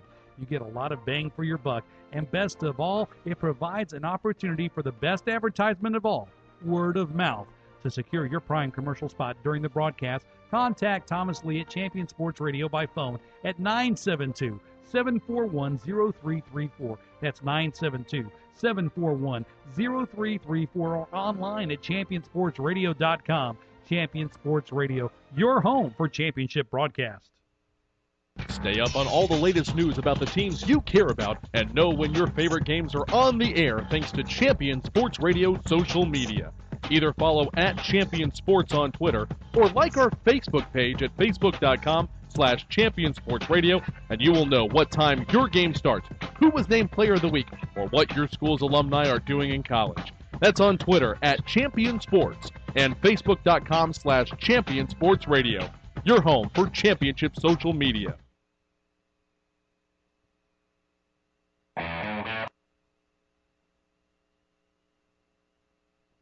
Hi again, everyone, and welcome to Week 2 of the Head Coach Joey McGuire Show. I'm Bill Howard, along with Cedar Hill Longhorn Head Coach Joey McGuire. And Coach McGuire, congratulations on a Week 1 win over a very good South Oak Cliff team. Thank you, man. I appreciate it. It was good to get that first one under our belts for the year. Well, it was a hard-fought game. The Longhorns coming out on top, scoring in excess of 50 points, but giving up in excess of 30 points. And I tell you, you had to be impressed with South Oak Cliff's athleticism and speed on the offensive side of the football. You know, they worried us coming in. We knew they were going to be really fast, and you know, they had the receivers do some really good things. You know, it's frustrating on our part. We blew 3 coverages that counted for long gains, you know, and you hate seeing that. But you had one guy back there in the secondary that took varsity reps as a secondary player. So some of that against a talented team was to be expected. You know, the big plays that South Oak Cliff hit on their way to 34 points, Coach, the concerns that you just mentioned, as you go through the season, is that something that an experience level is going to take care of, or is it more of a scheme issue? No, I think a lot of it is experience, you know, knowing a couple of different things, knowing down and distance and not just going out there and lining up. We had some of that, you know, and that happens for guys that haven't played a lot, and so they're not adjusting. They're just nervous to be out there and don't want to make a mistake. So it's a little robotical. Then some of it was communication. between a couple of the secondary guys, and then, some of it was just technique issues of understanding that this isn't JV football, and if you go up the inside leverage, it's going to be a touchdown on Friday night versus JV, you might be able to recover. South Oak Cliff was able to hit Cedar Hill for some big plays, but your Longhorn defense, led by Richard Moore, once the game got to a 35-34, very nervous point in that football game in the third quarter, your defense really responded with 3 consecutive stops.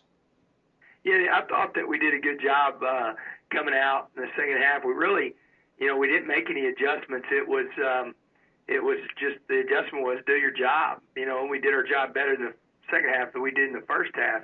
That was the biggest thing. And that's what was frustrating because I felt like that we had a good plan against them and we just weren't executing as a whole. Once the game got to 35-34 and your defense made those stops, your offense had played so well throughout the first half, and they didn't take their foot off the accelerator, going on to score 21 consecutive points. You had to be pleased with the running game and Cedric Ware. I was. A couple of people asked me throughout the week, why not more DeMarcus Lodge? Why not more of the receivers? And, you've watched us for a long time. We're a team that we just don't go out, especially in close games, and just do stuff to do it. Whenever you're giving us the edge and you've got guys running upfield, and we're going to be able to kick them and run inside with a Division I running back. And then I'll tell you, Elijah Moore and Denver Daniels and Kyle Goss all had good games running the football too. We don't go away from that. If you're not going to stop it, then we're not going to try to give you something else to stop that we don't know for sure is effective or not. So they got a lot of power football with Cedric Ware.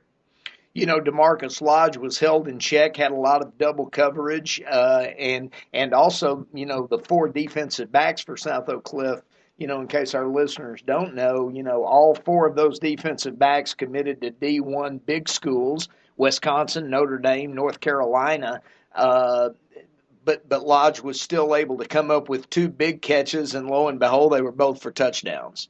Right, and what you're going to see is if you're going to play double cover him, then that changes your box count. So he affects the game by being on the field of how you're going to be able to run the football because you can't put an extra safety in the box to try to stop the run. When you do, it ends up being a touchdown because you get one-on-one coverage with DeMarcus Lodge. Talk a little bit about your senior quarterback, Justin McMillan, and the role that he played. He seemed like a very good game manager last Saturday night.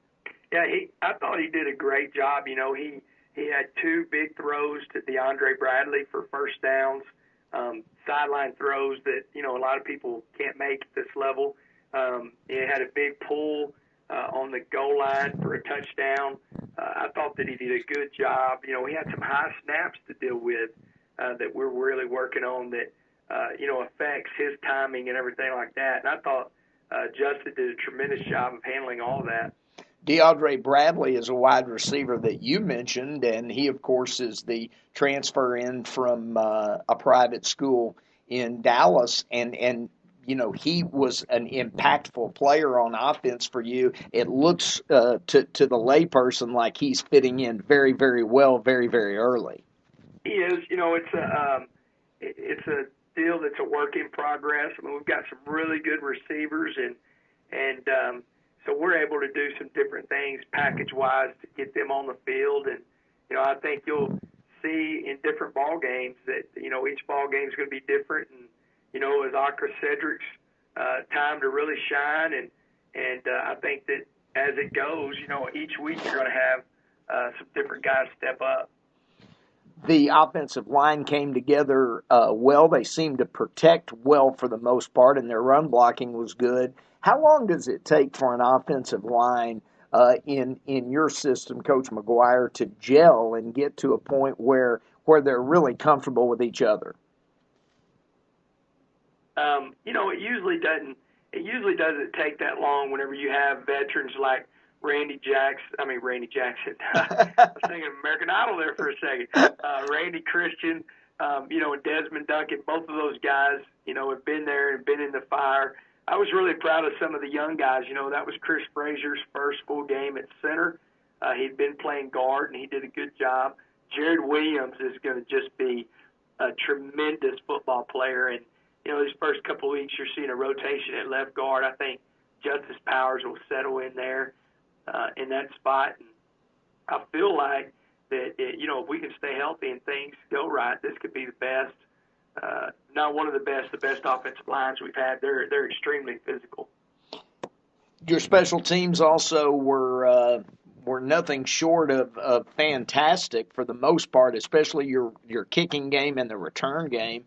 Denver Daniels with a 92-yard touchdown return that really got the Cedar Hill Longhorn team sparked, and then of course Brooks Ralph was true all night. All in all, you had to be fairly pleased, I would assume, with your special teams play. Well, you've been watching us for a long time, and that's usually a work in progress. So for our special teams to be in mid-season form right now is, pretty tremendous. I thought, that Denver, we've nicknamed him Mr. 2000 because his goal is for 2,000 yards for total offense, and you add that kicking game in there, and he was well over 100 yards, so he's on a good start. He's a natural at that. He's an all-state returner last year, and I thought he was incredible. Brooks did a great job of kicking the ball out of the end zone whenever he had the opportunity, pinning them deep. He was 100% on his extra point field goal. I thought Josh Stewart, he had a 37-yard average on punt, his first punt, and DeAndre Bradley and Jalen Jackson are two other return guys that are just phenomenal. I think if Bradley doesn't fair catch the punt, then Jalen Jackson's fixed to take that to the house. I mean, we have the wall set up to where it's fixed to be a touchdown or to be a foot race. Well, and in that particular play, Jalen Jackson looked like he was ready to go, and DeAndre Bradley stole his thunder a little bit. Well, all in all, a great first week win for the Longhorns against stiff competition, a 6A team that's ranked as highly as Cedar Hill. Sometimes the fans across the state may see that Cedar Hill played a 5A team and it was close for a while, but I tell you, Coach, that wasn't just any 5A team.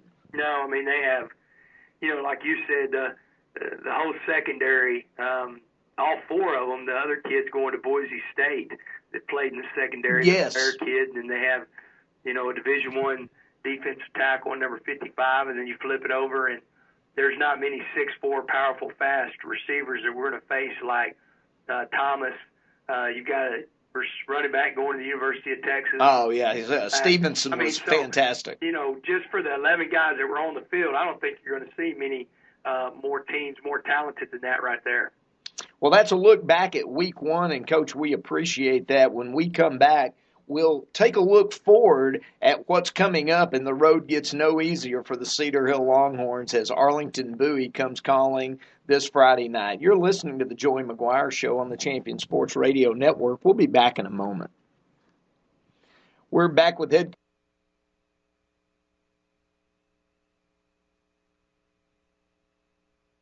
Many heart conditions can be fixed, but many of us don't know we have a problem until it's too late.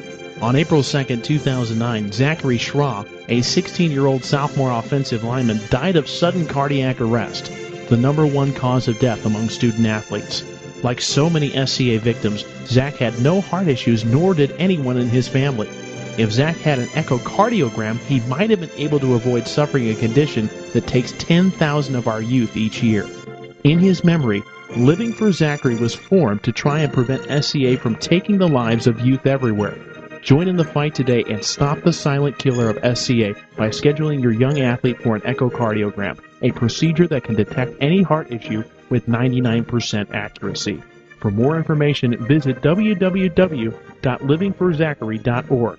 That's living4zachary.org, and let your heart be heard. There's a time and a place for everything. As you'll see, projections for the next quarter are... He shoots, he scores! 2 points for team middle management. The office is not one of them. Jack, can I see you in my office? No pouting, it's your ball. Let's see what you got. But Whirly Ball is. For corporate events, team building, and private parties, Whirly Ball in Hearst and Plano is electric fun. Test your skills on the arcade games. Zip around in your Whirly Bug for a Whirly Ball competition. Or play the most affordable laser tag in the city. Learn more at whirlyball.info. The Centers for Disease Control and Prevention estimates that nearly 4 million brain injuries occur every year due to sports in the U.S. They also estimate that 70% of concussions go unreported. Not identifying concussions early can be devastating, especially if the athlete continues to play with symptoms. Catching hard hits fast is critical, and that's why you need the Shockbox Helmet Impact Sensor. The Shockbox is a small sensor that easily attaches to most football, lacrosse, and hockey helmets and instantly sends a signal to a smartphone on the sidelines when the player has taken a hard hit that puts them at higher risk for injury. The free app receives data from the sensor, displays information about the impact, and even walks the user through a concussion assessment. The app also logs symptom and impact data for future medical use. Visit shopboxdfw.com to learn more about the Shockbox Impact Alert Sensor and determine if it is the right option for your child. Be warned instantly when a player has experienced a head impact that could result in a concussion. Visit shopboxdfw.com today. shopboxdfw.com. In Command Broadcasting, a sports TV broadcasting and marketing company. In Command Broadcasting provides a wide array of turnkey video production and streaming services. In Command services include filming of sporting events, season highlights, school graduations, corporate infomercials, and documentaries. In Command streams your sporting event or company function over the internet live or on demand. Call 972-851-7888 to raise the energy of your next event. In Command Broadcasting, 972-851-7888. Writer Gerald Early said that when they study our civilization 2,000 years from now, there will only be 3 things that Americans will be known for: the Constitution, baseball, and jazz music. GDYO's Jazz Institute provides young musicians in North opportunity to learn what it means to be a jazz musician through weekly technique classes and combo rehearsals with professional jazz musicians. From the first note to the final round of applause, GDYO Jazz Institute concerts will amaze and delight both hardcore jazz cats and new fans alike. Learn more about the truly original American art form through the GDYO Jazz Institute online at gdyo.org/jazz. Shell experts here to talk about the protective shield you see at Shell stations all over the country. Featuring us. It's there to remind you that no other gasoline protects your engine better than Shell nitrogen-enriched gasolines. Now with 20% more cleaning agents than before. Performance-robbing gunk doesn't stand a chance because your intake valves and fuel injectors are protected. Actively shielded. Hence the big protective shield here. So try Shell nitrogen-enriched gasolines today. No other gasoline protects your engine better. For quality auto service and repair, see the folks at Flat Shell on Preston Road at I-635. Are you tired of only spending time as a family huddled around the TV? Would you like to enjoy some culture with your loved ones without breaking the bank? Then let me introduce you to the Greater Dallas Youth Orchestra. The GDYO provides music education and performance opportunities for musically talented youth, but this is no kids' concert. The GDYO comprises 7 different ensembles made up of over 425 talented musicians ages 8 to 18, representing more than 50 communities in North Texas. You won't believe how amazing these ensembles sound until you hear it for yourself.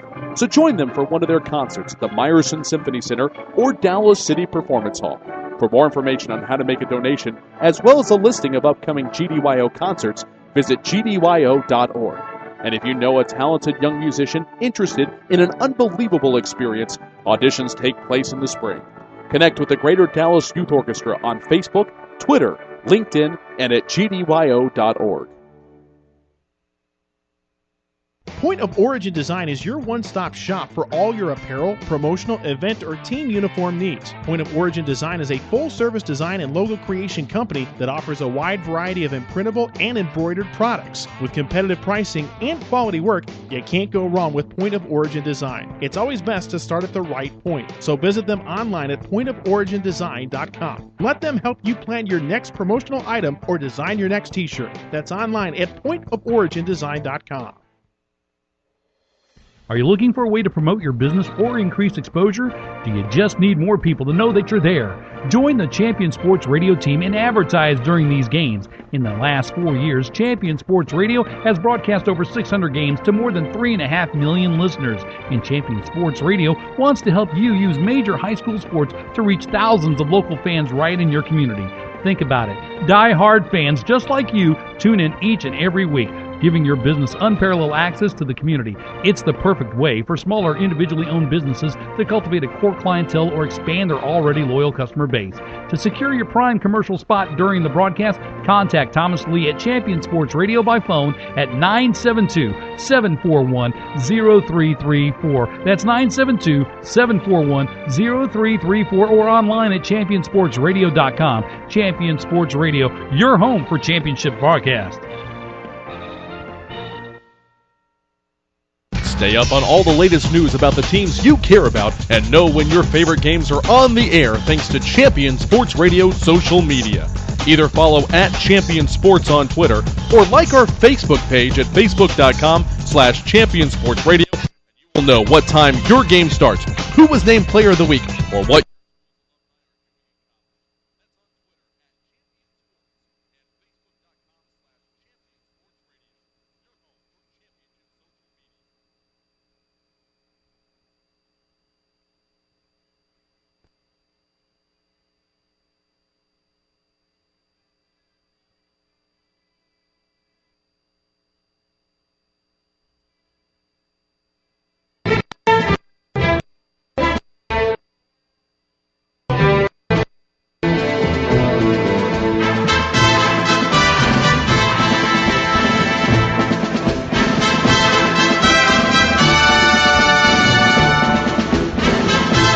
Back at Longhorn Stadium in Cedar Hill, Texas. We're at halftime as the Cedar Hill Longhorns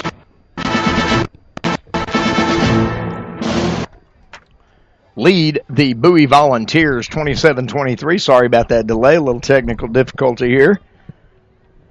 Bowie just now coming back out onto the field. Cedar Hill also making their way back onto the field. And, guys, what a first half. Plenty of offense like we knew there would be. A week ago we had a high-scoring affair in the first half, and it was the Longhorn defense that made adjustments in the second half. And here we are again. Cam, what do you look for in the second half?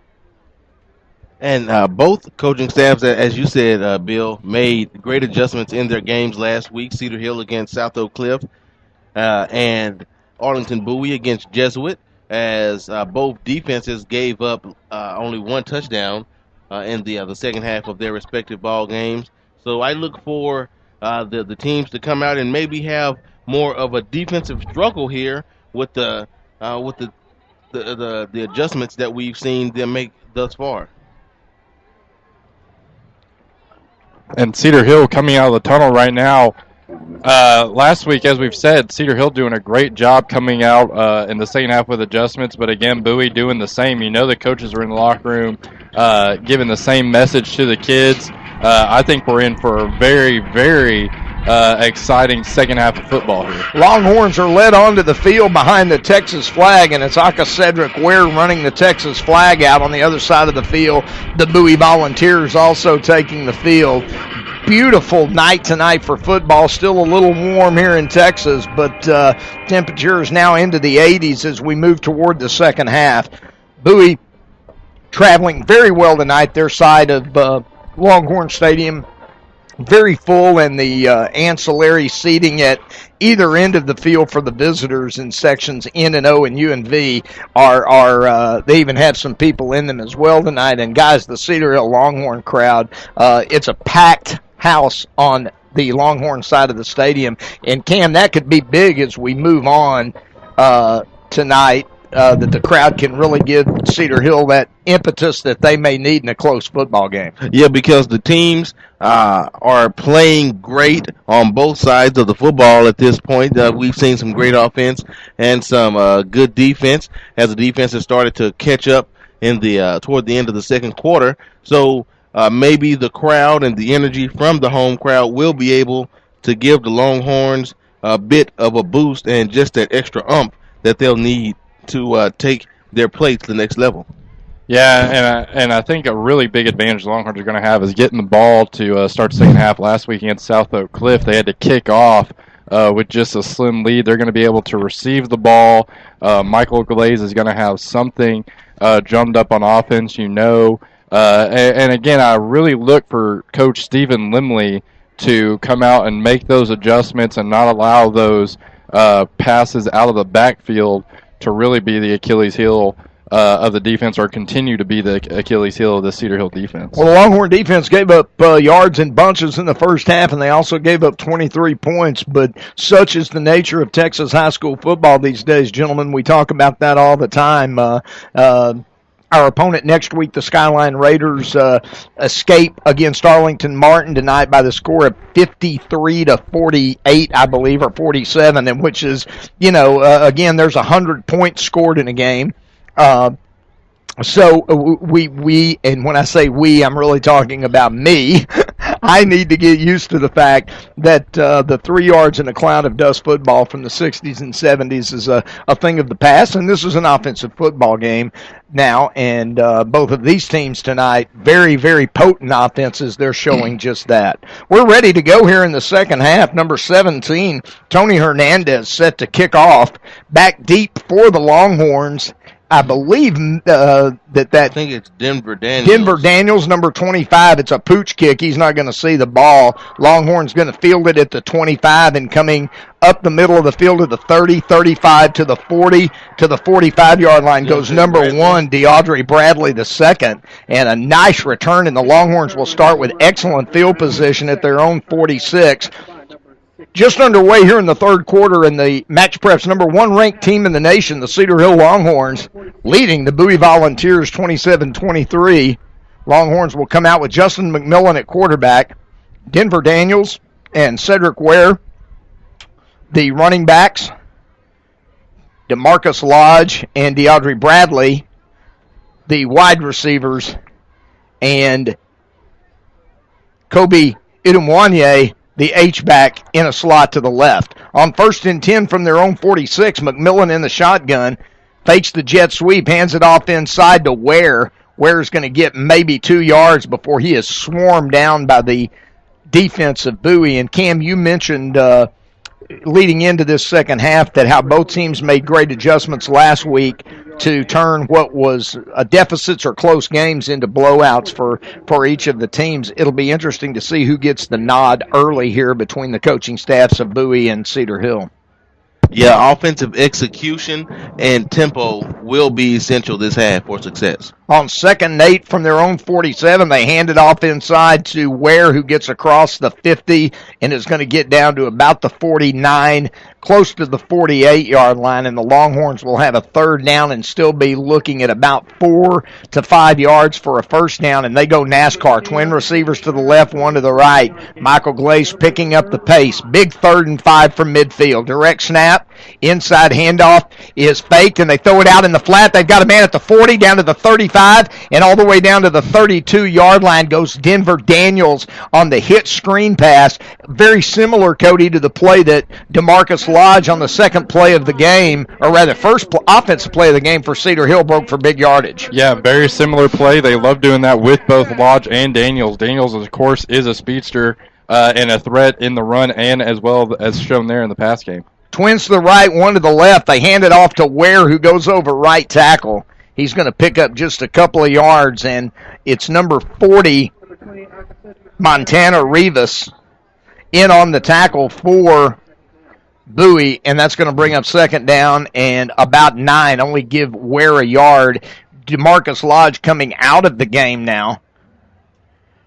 Longhorns go jumbo set, double tight end, 1 receiver to the right, 3 backs in the backfield, direct snap, inside handoff, 2nd back through is Denver Daniels, and he's dropped for a 2-yard loss.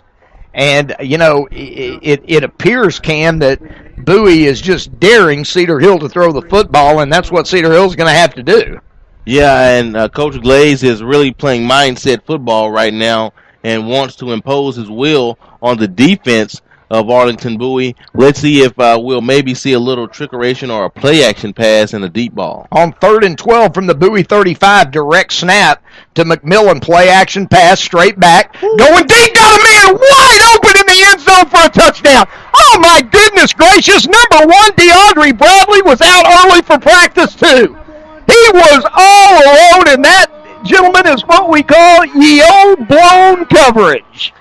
And right there, number 15 and number 18 for Bowie, John Murphy, along with Greg Peace, both went underneath to double-team DeMarcus Lodge and completely forgot about DeAndre Bradley streaking down the field. I just want to say that we know beforehand that I called the play. The extra point is up and good. Let's keep it here. Longhorns extend their lead to 34-23. Let's go back and look at the play that Cam Bolin / Don Coryell made the call. He said a little trickeration, maybe a little play action pass, and it's exactly what it was, Cam. They play act, and Cody, as you said, they run a drag route underneath with DeMarcus Lodge, and DeMarcus, it was though that he had sent an invitation to a party and everybody in the white jerseys were coming to DeMarcus's party. Magnet. He was a magnet, and slipping deep down the middle of the field was DeAndre Bradley II, the transfer from First Baptist Academy,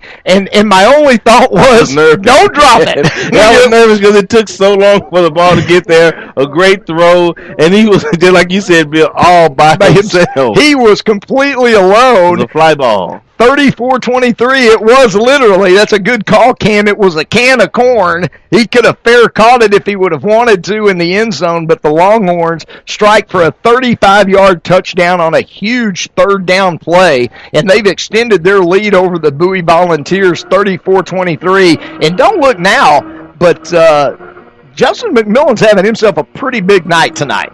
Yeah, McMillan with a workman-like game in the first contest versus versus South Oak Cliff, but tonight he's really been the man, thrown great passes and been really sharp. A pooch kick comes down to Bowie at the 20-yard line, and the Bowie return man is going to be smothered right there. Number 2, Anthony Hawkins, is just torn down. Great coverage. Credit number 24, Trevon Williams, the senior outside linebacker, with some great coverage, and a host of other Longhorns met him as well.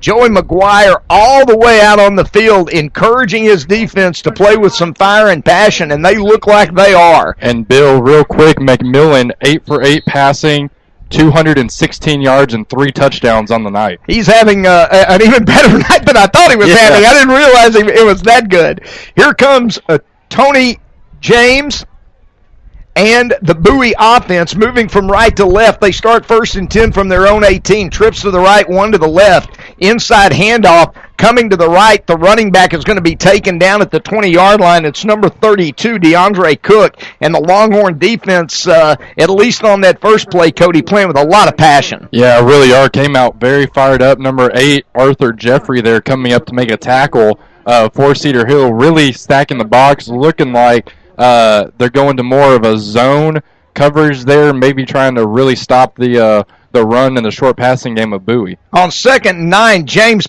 hands the ball off over the right side this time, and for a 2-yard loss, the Longhorns' Richard Moore sees that play goes nowhere, Cam. Yeah, a tremendous job. These first couple plays by the Longhorn defense, leveraging the football and not allowing the stretch run plays to gain any ground.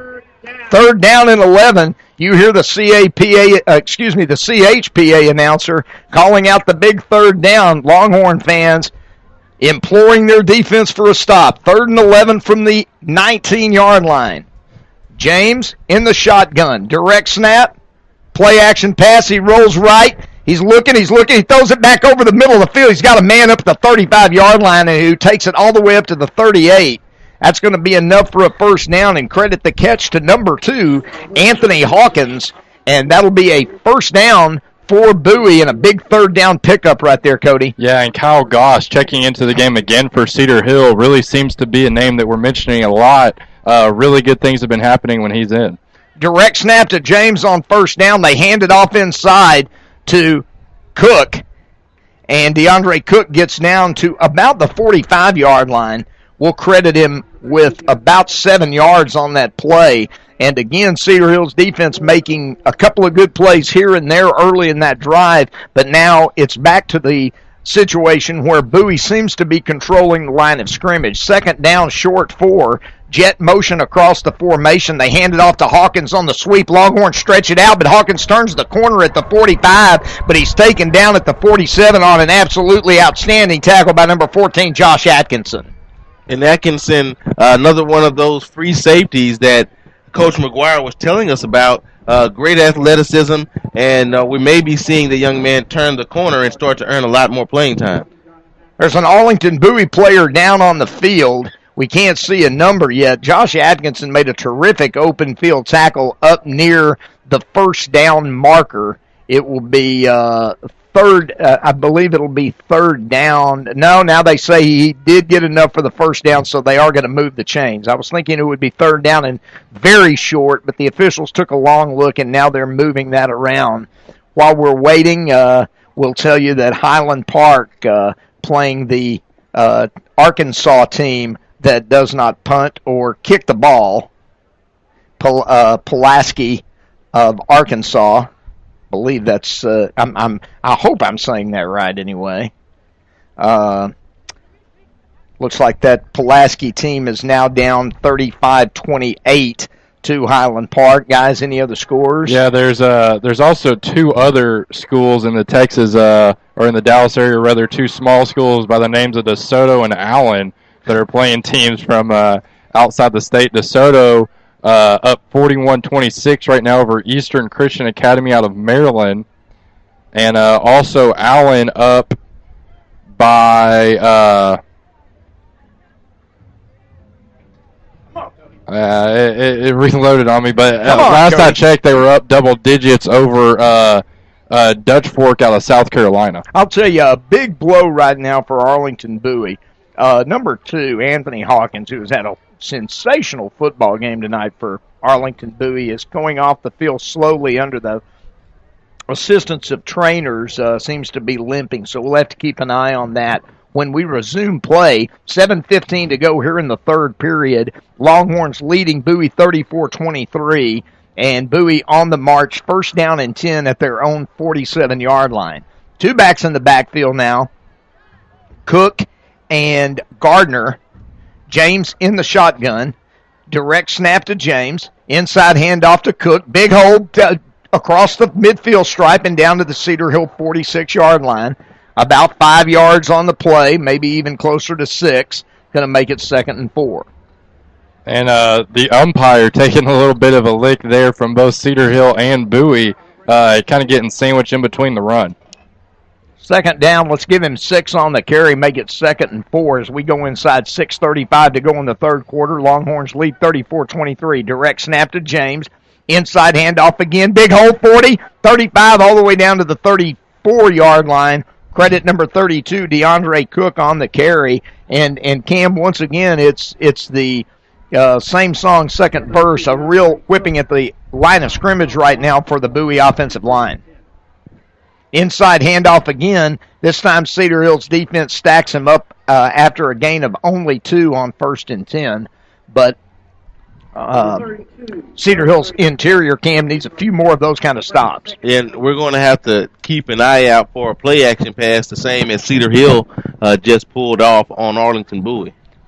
Well, I would watch the back out of the backfield given the success Bowie's had up to this point. James in the shotgun, trips to the right, 1 to the left, direct snap. He runs quarterback keeper to the left, cuts it inside to the 30-yard line and is taken down right at the 30. And we have a big 3rd down and 5 play coming up in this football game. Longhorns leading 34-23 as we go inside 5.5 left in the third quarter, and the Longhorns have a player down on the field. I can't see who that is, but one of the defenders for Cedar Hill remains down and is under the attention and care of the Cedar Hill trainers. Yeah, and I can't get a number. The trainers now have him rolled over on his back, working on his left leg. Can't really see much more than that from up here right now, but definitely working on his left leg. And we'll get you a number on that as quickly as we can. and also some stats for you as soon as we can pull those up. I know Tony James had a monster game, Cam, a week ago against Jesuit, and the Longhorns, for the most part, have kept him intact tonight, especially on the rush. Yeah, exactly. James has, on the ground, only has 7 carries for 3 yards. And in the passing department, he's completed only 6 of 13. He does have 122 yards and a touchdown, most of that to his running backs, as Chris Gardner has 81 of those receiving yards on 4 catches as he leads Bowie in receiving with the touchdown. Longhorns did not do a good job of stopping backs out of the backfield catching the ball in the first half, but that hasn't been a problem here so far in the third quarter. We played with 5:26 to go, and the Longhorns leading 34-23, and Bowie at the line of scrimmage at the Cedar Hill 30, moving from right to left, a huge 3rd down and 5 play. Trip receivers to the right, 1 to the left. Hook, the running back, to the left of Tony James, who is now changing the play at the line of scrimmage. He looks over the defense, direct snap to James. They hand it off inside. First back through, and he's dropped in the backfield. Big play by the interior of the Cedar Hill defense, and that's going to bring up 4th down and about 6 yards. And that was number 50, Joseph Lamott there on the tackle. And just to give an update on the injury, it was number 45, Tim Hutchins. He did come off the field under his own power, and the trainers aren't working much more on him on the sideline. A big 4th and 7, and Arlington Bowie will go for it. James gets the snap, rolls to the right. He throws, and the ball's deflected and tipped away, incomplete.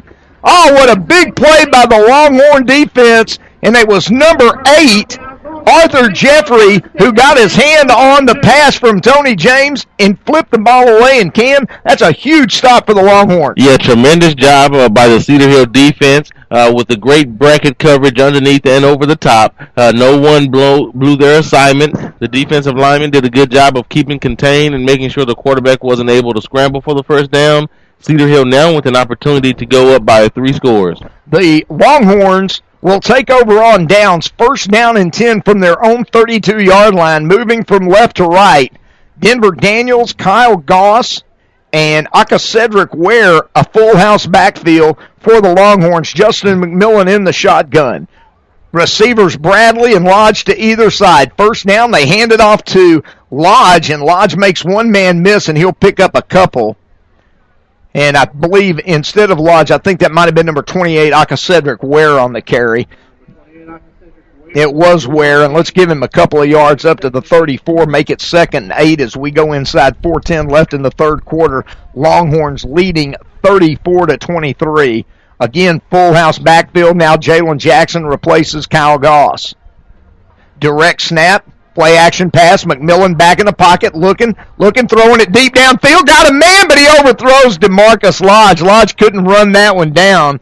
Great effort by Lodge, just a little too long for Justin McMillan there, his first incompletion of the night. Yeah, and a very aggressive play call by Coach Glaze, a very good play call, and a very good coverage as well by the defender, Greg Peace from Arlington Bowie, as he was stride for stride with Lodge during that coverage.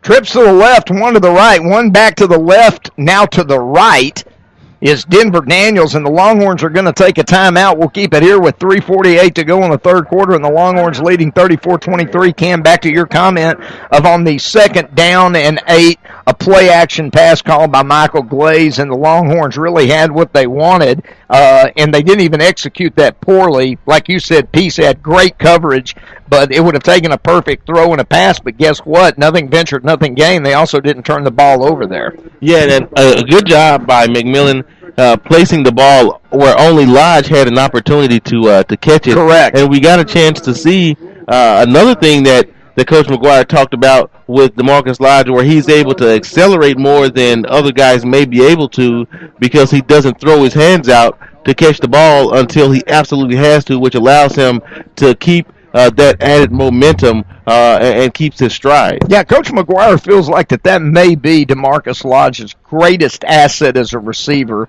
that and his work ethic. He's extremely fast, extremely athletic, gifted, talented, but his ability, hand-eye coordination, to extend his hands at the very last instant, Coach McGuire feels like gives him a great advantage over other receivers. And Lodge on the sideline for this 3rd and 8 play. Resuming play, trips to the left, one to the right, one back in the backfield with McMillan, 3rd and 8 from their own 34.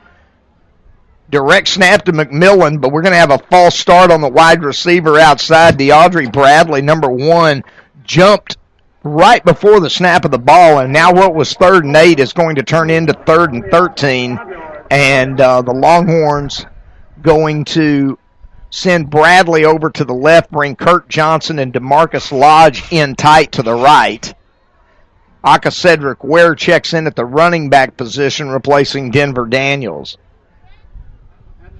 So it's Bradley and Johnson now wide to the left, in the slot to the right is Lodge. McMillan in the shotgun from his own 28 will throw. Straight back in the pocket. No rush this time. No rush at all. They're throwing the ball deep down the sideline. They got a man, and it's complete at the 30, 25, 20, 15, 10, 5. Touchdown, DeAndre Bradley. I'm not even sure he was throwing the ball to DeAndre Bradley, but that's a 72-yard touchdown pass from Justin McMillan to DeAndre Bradley. And an interesting concept there by Arlington Bowie. They rushed 3 men, but they never rushed the passer. They just stood at the line of scrimmage.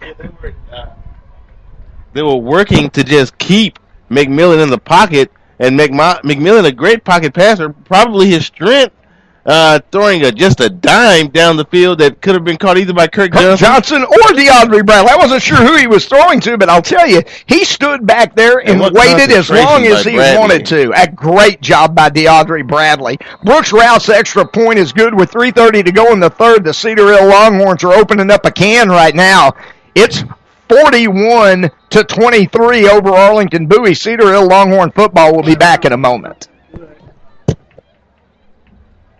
I'm in a place for everything. As you'll see, projections for the next quarter are... He shoots, he scores! 2 points for team middle management. The office is not one of them. Jack, can I see you in my office? No pouting, it's your ball. Let's see what you got. But Whirly Ball is. For corporate events, team building, and private parties, Whirly Ball in Hearst and Plano is electric fun. Test your skills on the arcade games. Zip around in your Whirly Bug for a Whirly Ball competition. Or play the most affordable laser tag in the city. Learn more at whirlyball.info.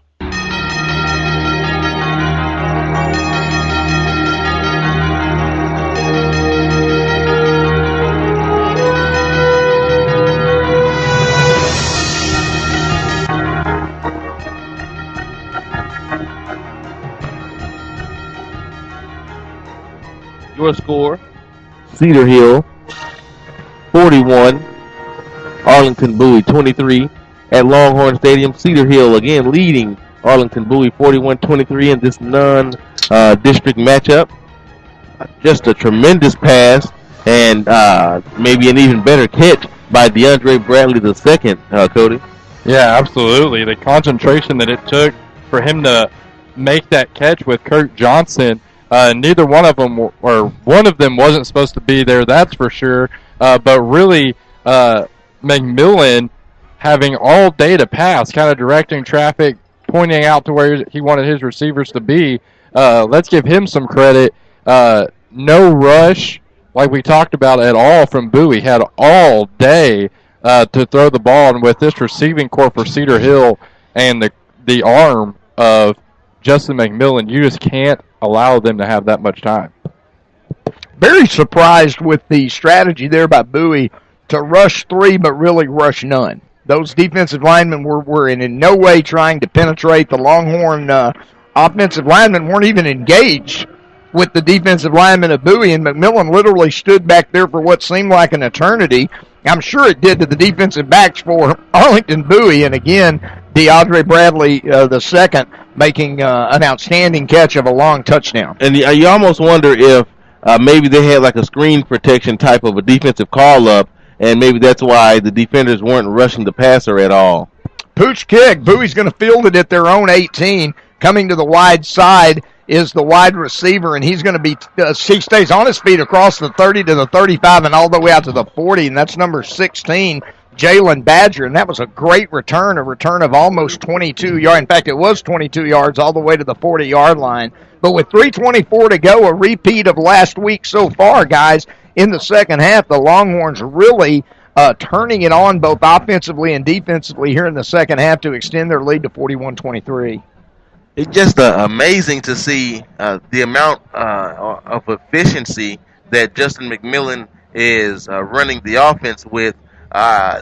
It rivals Dreyfus Jackson, but maybe even to another level. Fantastic game so far for the senior on his way to LSU. From the 40-yard line, the Volunteers take over. James fakes inside, tries to keep the ball around the right end, but the Longhorn defense there to shut the door. He only picks up a yard, and again, the Longhorn defense really doing a fantastic job here in the second half so far. Second down at 9, 3 minutes to go in the third. Longhorns lead 41-23. Jet sweep to the right, and the Longhorn defense is going to bring down the running back number 27, Chris Gardner, and this time for a 2-yard loss. And, Cam, this is exactly what we saw a week ago against South Oak Cliff. Yeah, it just takes a younger defense a little bit of time to settle in, and now that they have their legs under them, Coach Limley has had a chance to speak to his guys face-to-face in the locker room, and they've come out and taken the tutelage of Coach Limley and Coach McGuire to heart and played a tremendous game. From their own 40, Bowie 3rd and 10, moving from right to left. Twin receivers left and right. Direct snap to James, but before they can, it's going to be a false start against, I believe, the wide receiver on the far side, and that's going to be 5 yards back for Bowie, and now it's 3rd and 15, and the Longhorns bring in a host of defensive substitutions as they go into their nickel pass defense, and it's now 3rd down and 15. Bowie comes with twin receivers right and left. One running back to the left is number 32, DeAndre Cook. James in the shotgun. Big 3rd down for Bowie if they want to stay anywhere close to being in this game, because Cedar Hill's offense looks pretty unstoppable right now. James changed the play at the line of scrimmage. Direct snap on 3rd and 15. They throw the hitch screen to the outside, and the receiver gets away to the 40, 45, 50, 45, and it comes down, and there's a flag that's coming in late. There's going to be an offensive lineman may have gotten way downfield too early for Bowie. We'll just have to wait. The play ends up going to the Cedar Hill 40-yard line.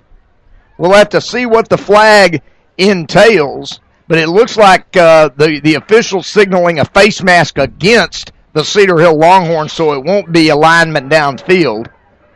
And it is a face mask against the Longhorns, so a big first down pickup on 3rd and 15 on the hit screen. And it was number 16, Jalen Badger, who took the ball all the way down to the Cedar Hill 45-yard line, and now 15 yards additionally tacked onto that, and it's 1st and 10. Bowie at the 30, moving from right to left. James in the shotgun will throw straight back in the pocket, looking. Here comes the pressure. He scrambles out to the right, still looking, and the Longhorns are going to get him all the way back at the 48-yard line. And it's number 4. It's Quattro, Richard Moore, with another sack. If he gets your hands on you, you're going to go down. And just a really good job of wrapping up the ball carrier, and really good discipline, not allowing a bad play to be a disastrous play by the quarterback. They'll give him forward progress to the 44, a 14-yard loss. Jones will throw it on 2nd down. They set up the screen. Longhorns have it, defense pretty well, but the running back gets away from the 40 all the way up to the 38. It's 32, DeAndre Cook. So they're going to give him about 8 yards on that play. And going to bring up another 3rd and long. This time the Longhorns really need to hold Bowie in a game where everything that's happened thus far, you would think Bowie is in 4-down territory. 3rd down and 18. I agree with you, Cody. I think they are in 4-down territory. From the Cedar Hill 37, they come trips to the short side of the field to the right. Ball sits on the right hash mark. Badger comes wide to the left. James in the shotgun, direct snap, straight back in the pocket, and again whistles blow, and it looked like everybody moved but the center who didn't snap the ball timely, and it's going to be 5 more back against Bowie, and that's going to make it 3rd down and 23, and there are 16 seconds remaining here in the third quarter, a third quarter dominated by your Cedar Hill Longhorns, Cam. Yeah, I'm just, again, extremely impressed with Cedar Hill, bending but not breaking thus far in this second half. Just 15 seconds to go with a 41-23 lead. And just a tremendous job defensively, not allowing Arlington Bowie to even threaten to score. Well, it looks like Bowie's going to let the clock run out and go over and talk about it. That'll end the third period of play. When we come back, it'll be 3rd and 23 from the Cedar Hill 42 for the Vols. Our score at the end of 3, Cedar Hill 41. The Volunteers of Arlington Bowie 23. Longhorn football on Champion Sports Radio. We'll be back in a moment. Origin Design is your one-stop shop for all your apparel, promotional, event, or team uniform needs. Point of Origin Design is a full-service design and logo creation company that offers a wide variety of imprintable and embroidered products. With competitive pricing and quality work, you can't go wrong with Point of Origin Design. It's always best to start at the right point, so visit them online at pointoforigindesign.com. Let them help you plan your next promotional item or design your next t-shirt. That's online at pointoforigindesign.com.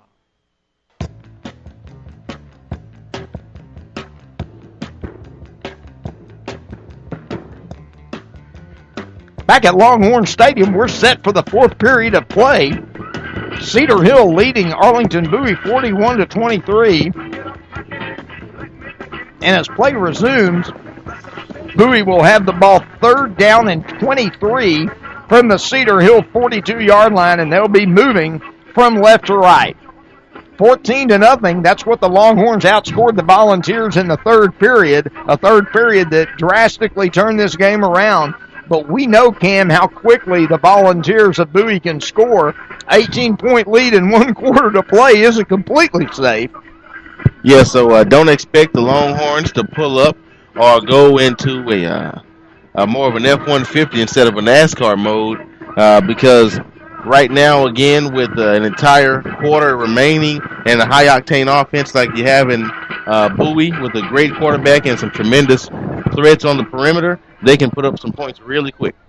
3rd and 23 from the 42 as we begin the fourth period. James in the shotgun, trips to the right, one to the left. James straight back in the pocket. Setting up, throwing the ball deep down the middle. Got a man, the ball's completed. It's going to be for a touchdown. On a deep post pattern, they hit number 16, Jalen Badger, for a 42-yard touchdown, and I'm hard-pressed to understand on a third and that many yards how a receiver, and credit Bowie, their wide receiver, Jalen Badger, who ran a terrific post route, and Tony James put the ball dead on the money, and there appeared to be safety help that got over there, but it was over there a little bit late, and as a result, Badger catches it, takes it in for a touchdown, and just like that, the Vols are back in this. It's 41-29 with an extra point from Tony Hernandez coming up. That extra point is on the way, and it is good. 11:50 to go here in the football game, and the Vols won't go quietly into that good night. Cedar Hill 41, Arlington Bowie 30. Cedar Hill Longhorn football. We'll be back in a moment. Stay up on all the latest news about the teams you care about and know when your favorite games are on the air thanks to Champion Sports Radio social media. Either follow @Champion Sports on Twitter or like our Facebook page at facebook.com/Champion Sports Radio, and you will know what time your game starts, who was named Player of the Week, or what your school's alumni are doing in college. That's on Twitter @Champion Sports and facebook.com/Champion Sports Radio. Your home for championship social media.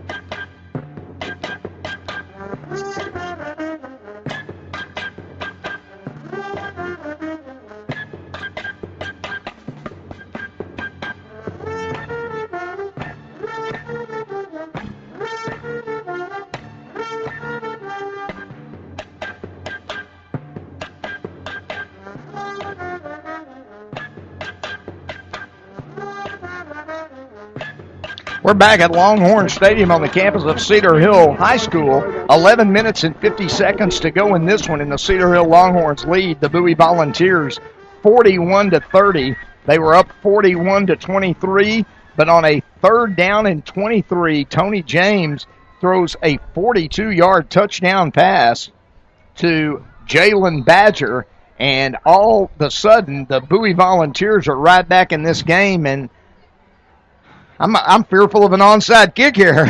Tony Hernandez is set to kick off. Longhorns waiting. Hernandez approaches and hits a high pooch kick. The Longhorns are going to fair catch the ball. They do at the 33-yard line, and there's a flag down.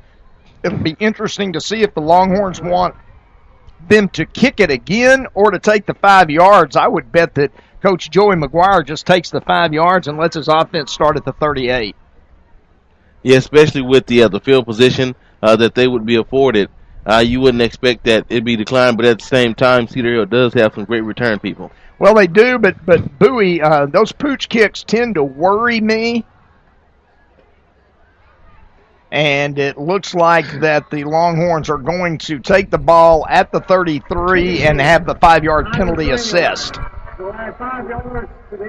That'll put it at the 38-yard line. So with 11:50 to go and leading by 11 points, there would be nothing like either a very quick score or a very long drive that ends in one, either way for the Cedar Hill offense. Longhorns come out 1st and 10, moving from right to left here in the 4th quarter on an absolutely perfect night for football, albeit a little warm still in September, but it's beautiful weather here in the Dallas-Fort Worth area. 11:50 to go in this one, and the Longhorns lead 41-30. Twin receivers to the left, tight end strong to the right. H back in a slot to the left. 2 backs on either side of McMillan. Handoff coming right up to the 40, the 45, the 50, the 45. Ball's on the ground, and the Arlington Bowie Volunteers have recovered. Number 10, the sophomore Jalen Jackson, made an outstanding run. He had run for 17 yards, but after running for 17 yards, he fumbled the ball, and Bowie recovered. A flag has come in at the end, and we may have an excessive celebration penalty against the Bowie Volunteers. But Cedar Hill, a very unfortunate turnover right there, leaving Bowie with feeling like they have a chance and a little momentum. Especially after such a tremendous run that time by Jalen Jackson, and you saw his speed and acceleration. After recovery, you got unsportsmanlike. Number 40. Unsportsmanlike penalty on number 40 for the Bowie Volunteers. That's Montana Rivas, and that's going to be 15 yards back, and that takes a little of the sting out of it, but not much. Longhorns really wanted to use some clock or, like I said, get a quick score, and on the very first play after a nice run by Jalen Jackson, the run ends in a fumble, and it will end up being the Bowie Volunteers football 1st down and 10 at their own 22-yard line. 11:38 to go. Longhorns up by 11. What just a few minutes ago Cody felt very comfortable and secure, now doesn't feel so safe. Yeah, actually going into the 4th quarter, we were talking about the Longhorns being up 41-23, had Bowie pinned back in a long 3rd down. Looked like they were going to get the ball back, and all of a sudden it's 41-30, Bowie's ball, and all that happened in just a span of 22 seconds. One back in the backfield is Cook to the right of James. Trips to the left. Now jet formation. Straight back is James. He's throwing the ball deep downfield. The man's out there. Ball's tipped away. Great defensive play by Cedar Hill. Pass was intended for number 16, Jalen Badger, down the middle of the field deep, but the Longhorn defense, Josh Atkinson, number 14, made the play to knock the ball away. Yeah, tremendous job by Atkinson, turning his hips, and like you said, Bill, playing the football and not panicking. 2nd down and 10 from the 22, close to a big play there. They throw the swing pass out to the back. It's Cook. He's got the ball at the 30, across the 30, out to the 33-yard line. Give him 11 yards on just a simple swing pass out to the left. In fact, that might have been a run, not even a pass. It looked like James may have thrown the ball laterally or backwards. Either way, it's a 1st down for the Bowie Volunteers with 11:15 to go in the game and the clock running. Bowie trailing 41-30, and the Longhorn defense desperately needing a stop to not let this get any closer or my hair get any grayer. James in the shotgun, running backs on either side. Twins to the right, one to the left. Direct snap to James.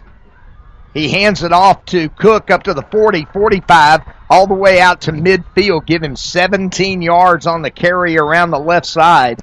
Number 32, DeAndre Cook, has put the Bowie Volunteers in Cedar Hill Longhorn territory just over midfield with 10:45 to go here in the football game, and Cedar Hill leading 41-30. Backs on either side of James in the shotgun. Wide receivers, twins to the right, one to the left. Play action pass, but again, there's going to be another false start penalty as they're going to hold this play up, a dead ball penalty against the Bowie Volunteers. And that, Bill, is going to be Bowie's 11th penalty now for a total of 65 yards in the game. Another game that we've seen several penalty flags as the teams that combined for almost 140 yards worth of penalties. Twins to the right, one to the left. They move it back to the 45 of Bowie. James in the shotgun, direct snap on first down, hands it off inside to the running back across the 50 and down to the 49 goes number 27, Chris Gardner, the 5'8", 165-pound senior. And the clock continues to move as we go inside 10 minutes remaining in the football game, and the Longhorns clinging to a 41-30 lead. Twins to the right, one to the left on 2nd and 10 from midfield. James in the shotgun. Direct snap. They run a sweep to the right, and the Longhorn defense is going to make the play and drop the running back, number 27, for a 2-yard loss. Chris Gardner tried to sweep around the right end, and the Longhorn defense was up to the task. And guys, with 9:30 to go in the game and the clock running, huge play right here for both football teams. 3rd down and 11 for Bowie. They will have DeAndre Cook in the backfield to the right of James. They go twin receivers to the left. Now James in the shotgun. They want to throw the swing pass, but the play's going to be blown dead. And we're going to have a motion penalty, another penalty pre-snap against Bowie. And boy, the Arlington Bowie coaches have to be pulling their hair out. Yeah, Bowie coaches are obviously really, really frustrated. The lack of execution, and that goes back to one of the points that I was making at the beginning of the half. It's going to be really important to have good tempo and excellent execution with the way that the defenses have stepped up their level of play. Well, it's a tougher task now for Arlington Bowie. From their own 44, they're looking at a 3rd down and 16, but we saw him hit a big one before in a similar situation. James in the shotgun, motion across the formation. James will throw it straight back, throwing the ball deep down the sideline. Longhorns got it covered, and the ball's incomplete. Good coverage by the Longhorns. Deep pass route down the left sideline. James overthrew the ball, but Cedar Hill had that well diagnosed. Yeah, we haven't seen the blown coverages, and we've also seen the Cedar Hill defensive backs play the football a whole lot better in this game than they did last week. And again, number 14, Josh Atkinson, coming up with a big play for Longhorns on defense. Atkinson had great coverage on Badger going down the field. It's 4th and 16 with 9:12 to go. Cam, do the Longhorns have to watch fake here? Yeah, you definitely do, especially with, like you said, Bill, less than 10 minutes remaining in the final period and it being a 2-score game. Hernandez into the game, stands on his own 34-yard line, and the Longhorns, I believe, are going to take a timeout. No, before they can, there is a penalty against Bowie for another false start. Boy, that's hard to believe that it continues to happen at that rate. Now it's 4th and 21. Joey McGuire and Calvin Ruzicka both out on the field to talk to their defenders about watching the fake. Yep. Hernandez stands now on his own 27. Twin receivers back deep. Here's Hernandez's punt. High wobbly kick that's going to go out of bounds way up the field. Not a good kick at all for Tony Hernandez in a clutch situation. We'll see where they end up marking this one. They're going to end up marking it, oh my goodness, at the 41-yard line of Cedar Hill. So that's only a 20-yard punt for Hernandez at a crucial time, and with 8:59 to go in the game, Cedar Hill will take over leading 41-30 at their own 41-yard line. And here we are again, guys. A quick score, a long drive, either one might secure victory tonight for the Cedar Hill Longhorns. Yeah, really will be curious to see what the Longhorns decide to do, if they decide to air it out early in the passing game or just ground and pound with Ware. Two backs in the backfield, one on either side of McMillan. Idemwanye comes motion from right to left. Inside handoff, first back through is the scat back, Cedric Ware. I thought that was Denver Daniels. Cedric would love to be called a scat back. He goes over the left side and gets to the 48. Give him 7 yards on the carry. He looked kind of scattish, Cam. Right there, he looked very quick on that play. Yeah, he showed off his tremendous agility on that carry. Longhorns check back in Jalen Jackson, the sophomore number 10, who had the unfortunate fumble. You got to love that in the coaching staff. Put him right back in there. They know what a talent he is. Now we have double slots with Idemwanye and Jackson on either side. Ware to the right of McMillan. Receivers on either side. Straight back in the pocket goes McMillan. He's looking. He's throwing it deep downfield. He's got a man there, and it's caught! And it's caught for a touchdown! Marcus Lodge. DeMarcus Lodge! They beat him on a fly route. And there's a penalty. And there is a penalty flag way back at the line of scrimmage, and you can wipe that one out. It's a motion penalty against Cedar Hill. That's going to wipe out what would have been a 52-yard touchdown from Justin McMillan to DeMarcus Lodge.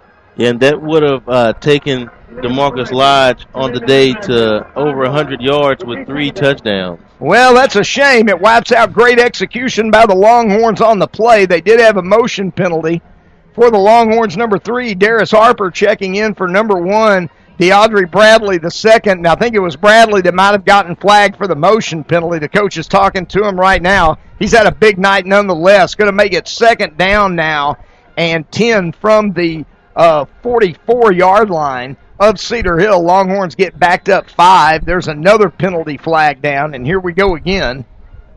Looks like it's going to be another dead ball motion penalty against the Cedar Hill Longhorns. Dead ball. False start. Only offense. 5 yards. So it is another false start. Now both teams really hit with the false start-itis. Longhorns going to be marched back yet another 5 yards.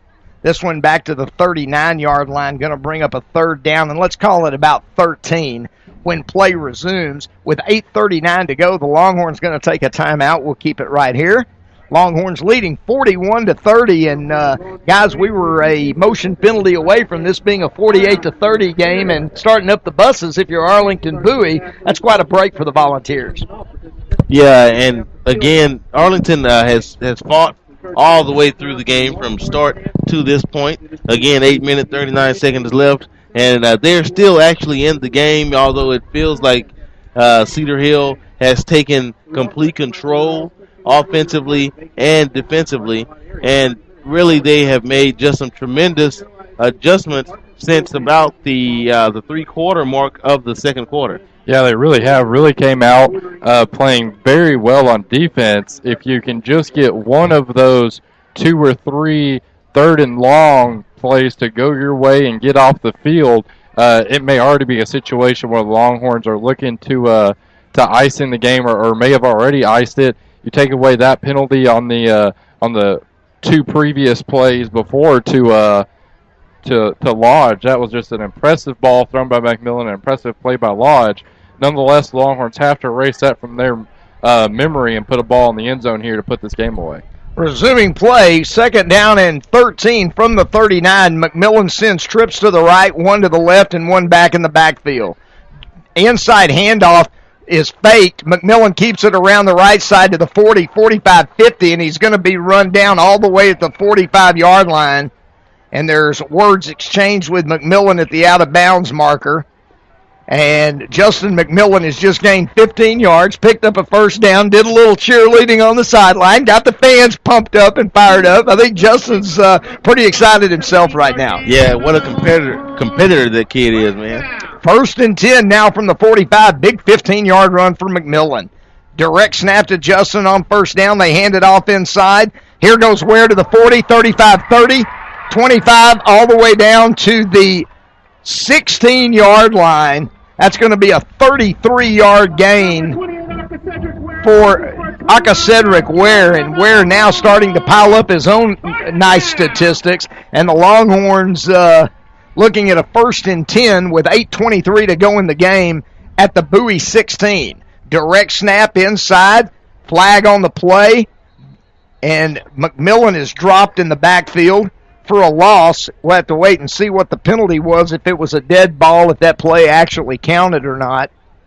And we have an offsides call against Bowie, so another 5-yard penalty, and Bowie is really, Cedar Hill hasn't played a flawless game, Cody.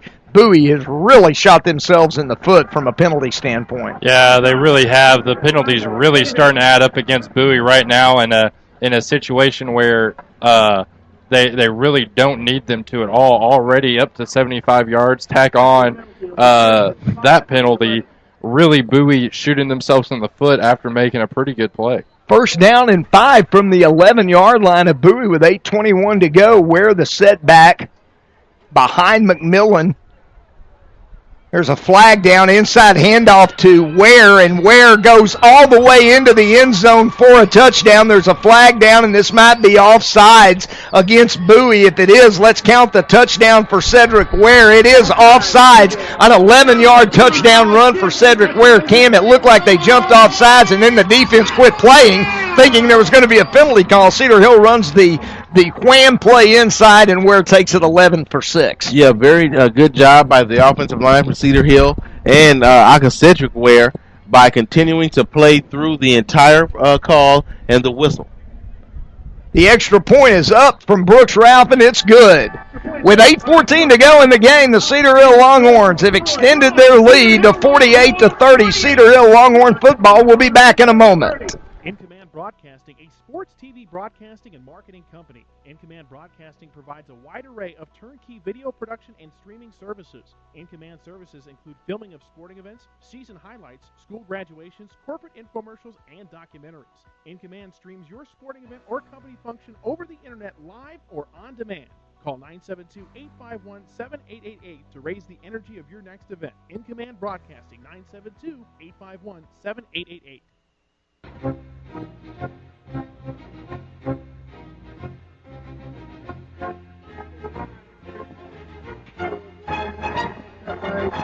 Back at Longhorn Stadium, the Cedar Hill Longhorns, on the strength of a phenomenal second half so far, have extended their lead over the Bowie Volunteers 48-30 with 8:14 to go in the game. A game that was 27-23 at the half has seen the Longhorns outscore Bowie 21-7 here in the second half. Defense coming up with big plays, and the offense really, Cam, taking advantage of everything that the Bowie defense is allowing. Yeah, just really an awesome job offensively and defensively, playing crisp football, for the most part penalty-free, and just suffocating defense on the run game, as Arlington Bowie has just not been able to get any type of a rhythm. Brooks Ralph approaches the ball, and he hits a booming kick going deep. It's going to be fielded by the Bowie return man at the 2, upstream to the 5, to the 10, up to the 20-yard line, and taken down right at the 20 is number 2, Anthony Hawkins. There's a flag down on the field, and there's no surprise to that. We've had flags these first 2 weeks by the bunches. This one looks like it's going to be an offsides call against Cedar Hill, and the question will be, do the Volunteers want the Longhorns to kick it again, or do they want 5 added to the return? There's been a ton of flags tonight in the kicking game alone. It almost seems as though every kick there's someone offsides or a false start on somebody, and that is going to be offsides on Cedar Hill. Bowie just going to take that extra yardage at the end of the return. That'll put them up at the 25 with 8:07 to go. Longhorns leading 48-30. It'll take a collapse of some monumental proportion, Cam, right now for the Bowie Volunteers to keep Cedar Hill from going to 2-0 on the season. 8:07 to go in the game, and the Bowie Longhorns, the Bowie Volunteers. No one in Cedar Hill is going to like that. The Bowie Volunteers have James at quarterback in the shotgun. Inside handoff, first back through is Cook. He gets over the 25 to about the 26 where he's taken down after only a yard gain. And I would think that Bowie is going to have to start operating at a very quick pace right now. They need 3 scores. Well, I think especially they're going to have to start moving the ball through the air. So far, sticking to their ground and pound running game, but they have had a lot of success so far moving the ball through the air. Really surprised they haven't gone to that more often in the second half. On 2nd and 9, they run it again, this time to the left. Nice cutback move by Gardner, who gets across the 30, across the 35, down to the 36, maybe about a half yard short of a first down. Make it 3rd down and about half a yard as we go inside 7 minutes and 20 seconds. And the Cedar Hill Longhorns are going to be content, Cody, to your point, to give up some yards on the ground to have seconds tick off the clock. Yeah, absolutely. I mean, even though Bowie is moving down the field in the run game, Cedar Hill will gladly take that as we're going to wind inside 7 minutes after this play. Direct snap to James on 2nd down and a yard. Another running play. This will be for a first down up around the 39. Correction, they actually gave Bowie a first down on the previous play. I thought he was short, so that was a first down run. Let's give him 2 yards.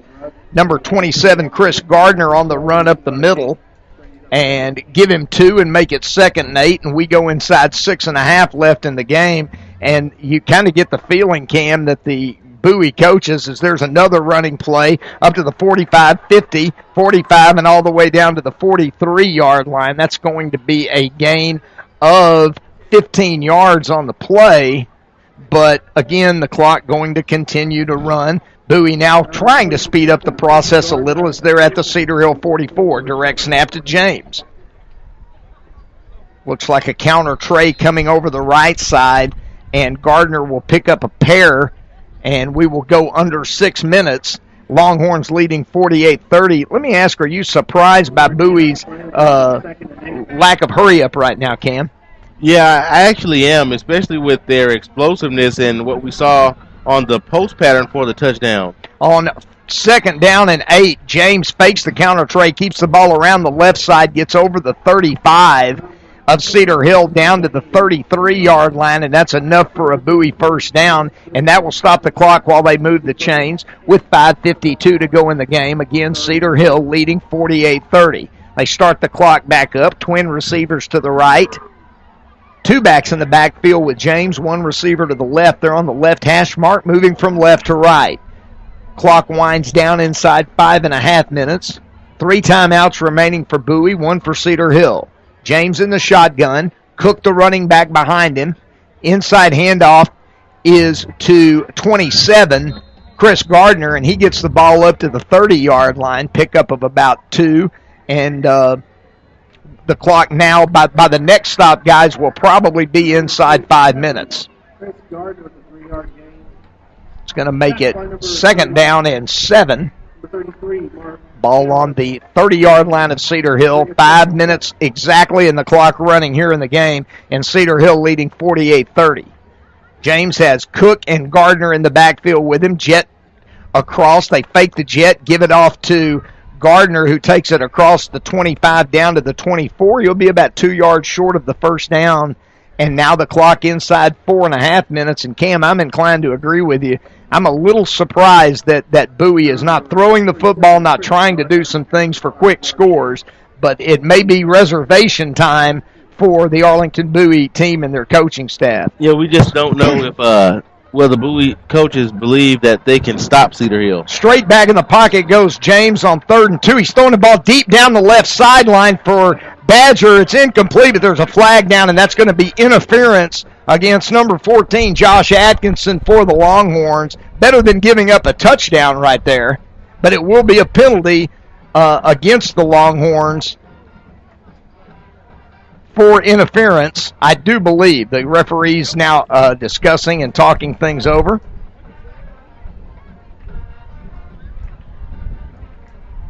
Still no call from the officials. Can't imagine what could be taking this long. But there is some discussion here. And let's hear what the official has to say. Pass interference. On the defense, number 9. Correction, it was not Josh Atkinson, number 14, but number 9, Darrell Miller, the Tennessee commit, the senior cornerback, 6 foot, 185-pounder.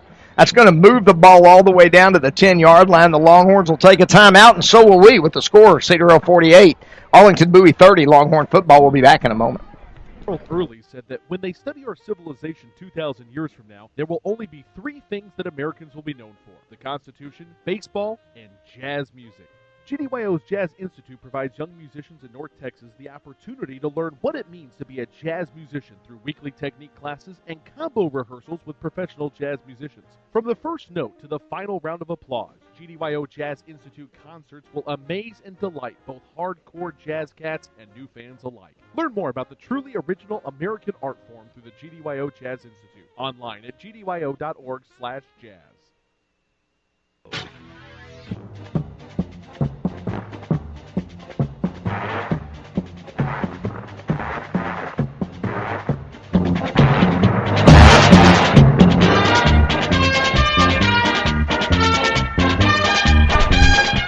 Resuming play, it will be first down and 10 with 4:21 left in the game. The Longhorns leading Arlington Bowie 48-30. Bowie marching at the Cedar Hill 10-yard line with a first down. They come twin receivers to the right, one to the left, 2 backs in the backfield. Inside handoff to Gardner, and Gardner skips his way up to about the 6-yard line before he's taken down. And Bowie seems content at this stage. Longhorns have a player down on the field, and he's not getting up, and it looks like it may be number 78 for the Longhorns. I can't tell. Wesley Willis, the nose guard, but I'm not completely sure about that, so don't hold me to it. 4:06 and the clock stops. Second down and 6. And while we have a timeout there, we'll take a timeout here. Longhorns 48, Arlington Bowie 30. Longhorn football back in a moment.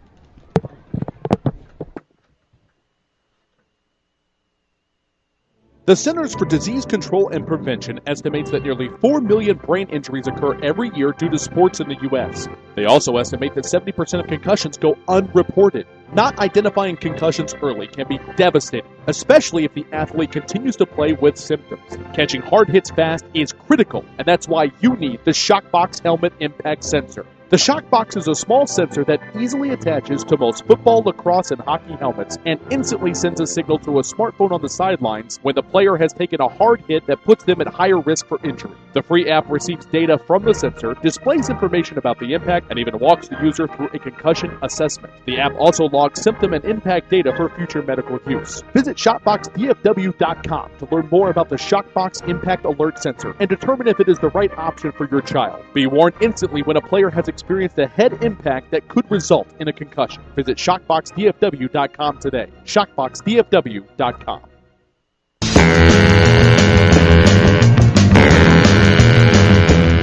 Second down and 6 from the 6-yard line. Second and goal. Tony James in the shotgun. They run the jet sweep. No, James fakes it. He'll keep it around the left side, and he's going to be tackled after a gain of a couple down at the 4-yard line. Clock will continue to run as we go inside 3 minutes and 50 seconds. Longhorns 48-30 leaders right now over Arlington Bowie. Longhorns set to run their record to 2-0, and a big game next Friday night at Forrester Field when the Longhorns take on the always powerful Skyline Raiders, a Dallas 6A school.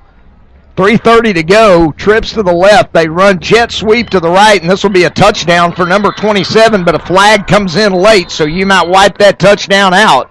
Hold your horses, as number 27, Chris Gardner, went in from 4 yards out, and you can take that touchdown off the board because we got a holding penalty against the Bowie Volunteers. And again, a great play by Bowie, being wiped out by a penalty. That has kind of been the theme of the second half for the Volunteers.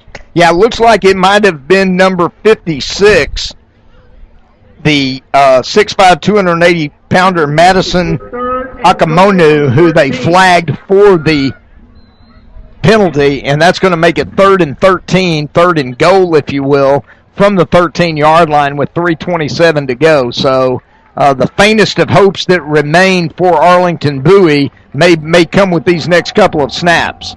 Inside handoff on 3rd and 13 goes to number 32, DeAndre Cook, and he is taken down after only a yard gain at the 12. And Bowie, with 3:15 left, now looking at a 4th down and 13. And there seems to be a situation in the last 7-8 minutes of this football game, Cam, where Bowie has decided that they're not. The win tonight doesn't mean as much as getting ready for their district play, and they've really kind of taken their foot off the accelerator for their own reasons. Yeah, to try to get everyone out healthy and move on with the season. The running backs have done a great job.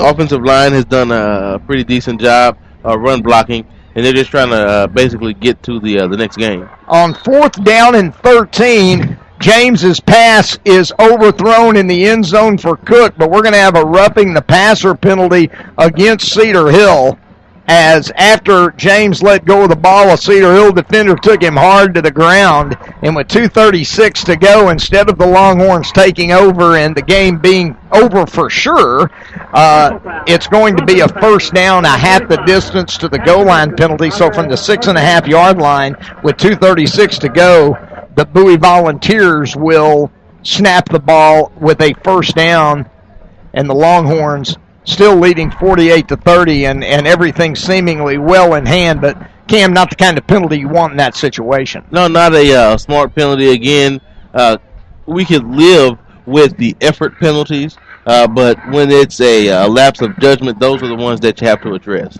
On 1st down, James hands it off to Gardner coming left, and Gardner fumbles the ball. It's loose on the ground, and the Cedar Hill Longhorns have recovered back at the 12-yard line. So much for the penalty and all that went with it. As it turns out, it's not going to matter. Gardner fumbles the ball. Longhorns recover the ball. And it was number 14 on the tackle and possibly on the recovery. Josh Atkinson, the free safety. Great play by Atkinson. And the Longhorns will take over with 2:27 to go. And Coach McGuire congratulating Atkinson, maybe even reading him the riot act a little bit. I think he may have telling him that you need to scoop and score. Scoop and score. He was pointing toward the other end zone. I saw that too. 48-30, 2:27 to go. 3 timeouts remaining for Bowie. I kind of doubt the way they've treated the last 5 or 6 minutes if they'll spend those timeouts, but it will be interesting to see. McMillan has Kyle Goss in the backfield behind him. Receivers on either side. Direct snap to Justin, the inside handoff to Goss, and he's taken down hard back at the 8-yard line. It's going to make it 2nd down and 12. And we have a player down. And another Cedar Hill Longhorn player is down on the field. And that's what you worry about, Cam, right now in what, for lack of a better term, is called garbage time in sports, is that you don't get anyone hurt. And the Longhorns look like they have a player down that's in some pain, and we'll have to see who that is. In the meantime, we'll take a quick break. Cedar Hill 48, Arlington Bowie 30, Longhorn football back in a moment. Boost in exposure. Want to reach local, community-minded folks with information about your business? Join the Champion Sports Radio team and advertise during these games. In the last 4 years, Champion Sports Radio has broadcast over 600 games for more than 3.5 million listeners. And Champion Sports Radio wants to help you use major high school sports to reach thousands of local fans right in your community. It's also a way for your business to give back to the community by helping all these well-deserving student-athletes get some recognition for their accomplishments. The cost simply can't be beat for the effect it will have. You get a lot of bang for your buck, and best of all, it provides an opportunity for the best advertisement of all, word of mouth. To secure your prime commercial spot during the broadcast, contact Thomas Lee at Champion Sports Radio by phone at 972-741-0334. That's 972-741-0334, or online at championsportsradio.com. Champion Sports Radio, your home for championship broadcast. Resuming play after the injury to the Cedar Hill player, Kyle Goss takes the handoff, goes over the left side up to the 14-yard line, given 5 yards. The injured Longhorn was Kobe Idumwanye, the 6'2", 225-pound tight end. Good to report, Cam. He was able to jog off the field under his own power. Yeah, Idumwanye laid out in pain for a little while. Looks like he may have had the wind knocked out of him. Nonetheless, He is back and ready to go, and he's moving around without any assistance on the sideline. That's good news for the Longhorns. Clock running at 1:12. This one's all but done in Cedar Hill. Longhorns leading 48-30. McMillan in the shotgun. Goss, the running back behind McMillan. Inside handoff to Goss, and Kyle scoots up to the 25-yard line, close to a first down. That'll make it fourth down. Doubt the Longhorns would punt here, not risk any kind of block. But the clock will run with 50 seconds. 35-second play clock now has started, and there's about a 15-second differential. So on 4th and 1, the Longhorns will have to snap it one more time or use a timeout, which they have none left, so they won't be doing that. And they will snap the ball with about 15 seconds left on 4th and 1, and we're done after that here at Longhorn Stadium. So the Longhorns will run their record to 2-0, and guys, little sketchy on defense here and there the first 2 weeks, but boy, does the offense not look like it may be better than it's ever been. Yeah, and Justin McMillan is playing quarterback at a level that Cedar Hill may not have seen as far as playing the position of quarterback in the pocket when it comes to pocket presence, managing the team with down and distance, making the appropriate reads, so on and so forth. He's just a dynamic distributor of the football. Well, they are going to punt it away, it looks like. Josh Stewart, the punter, coming onto the field with 13 seconds left. Longhorns leading 48-30. Nobody back deep right now. Looks like that the Volunteers are going to put the all-out rush on Josh Stewart. So this will be good work for the special teams right here. Pulaski, Arkansas, trailing 49-42 against Highland Park with a minute left in the game. And their 7th onside kick of the night has failed. Pulaski 0 for 7 in the onside kick game, and they're down 49-42 with a little over a minute left in the game. Stewart now standing in his own end zone for Cedar Hill. The Volunteers coming after the punt. Here they come, but he gets it away, and what a kick.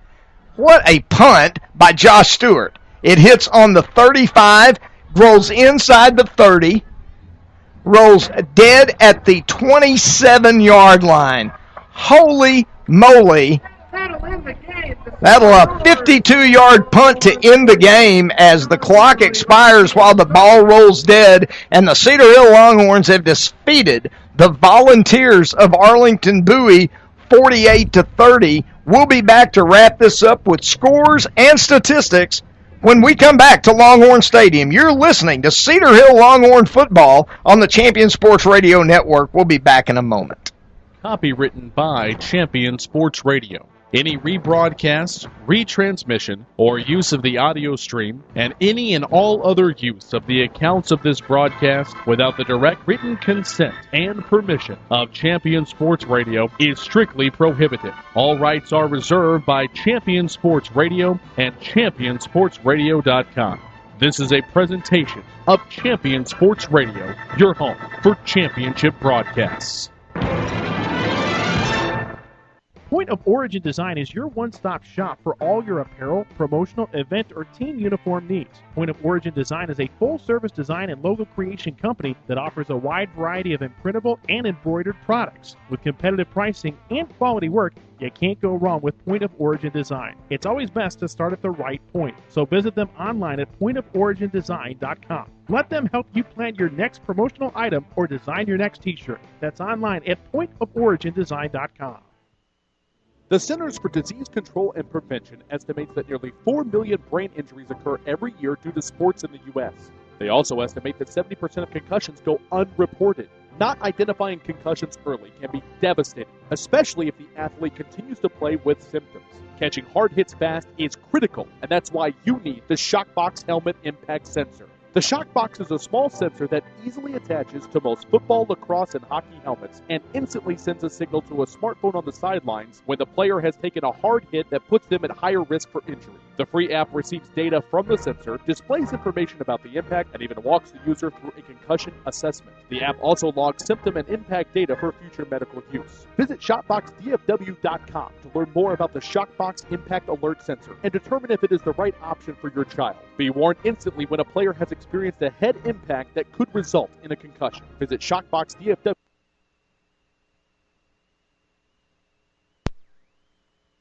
today. ShockboxDFW.com. In Command Broadcasting, a sports TV broadcasting and marketing company. In Command Broadcasting provides a wide array of turnkey video production and streaming services. In Command services include filming of sporting events, season highlights, school graduations, corporate infomercials, and documentaries. In Command streams your sporting event or company function over the internet live or on demand. Call 972-851-7888 to raise the energy of your next event. In Command Broadcasting, 972-851-7888. Writer Gerald Early said that when they study our civilization 2,000 years from now, there will only be three things that Americans will be known for: the Constitution, baseball, and jazz music.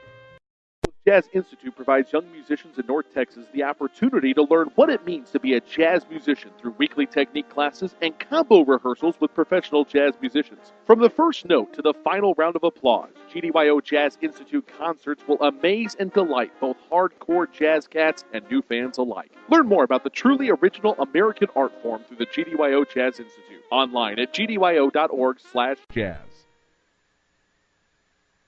There's a time and a place for everything. As you'll see, projections for the next quarter are... He shoots, he scores! 2 points for team middle management. The office is not one of them. Jack, can I see you in my office? No pouting, it's your ball. Let's see what you got. But Whirly Ball is. For corporate events, team building, and private parties, Whirly Ball in Hearst and Plano is electric fun. Test your skills on the arcade games. Zip around in your Whirly Bug for a Whirly Ball competition. Or play the most affordable laser tag in the city. Learn more at whirlyball.info. Many heart conditions can be fixed, but many of us don't know we have a problem until it's too late. On April 2, 2009, Zachary Schraw, a 16-year-old sophomore offensive lineman, died of sudden cardiac arrest, the #1 cause of death among student athletes. Like so many SCA victims, Zach had no heart issues, nor did anyone in his family. If Zach had an echocardiogram, he might have been able to avoid suffering a condition that takes 10,000 of our youth each year. In his memory, Living for Zachary was formed to try and prevent SCA from taking the lives of youth everywhere. Join in the fight today and stop the silent killer of SCA by scheduling your young athlete for an echocardiogram, a procedure that can detect any heart issue with 99% accuracy. For more information, visit www.livingforzachary.org. That's living4zachary.org, and let your heart be heard.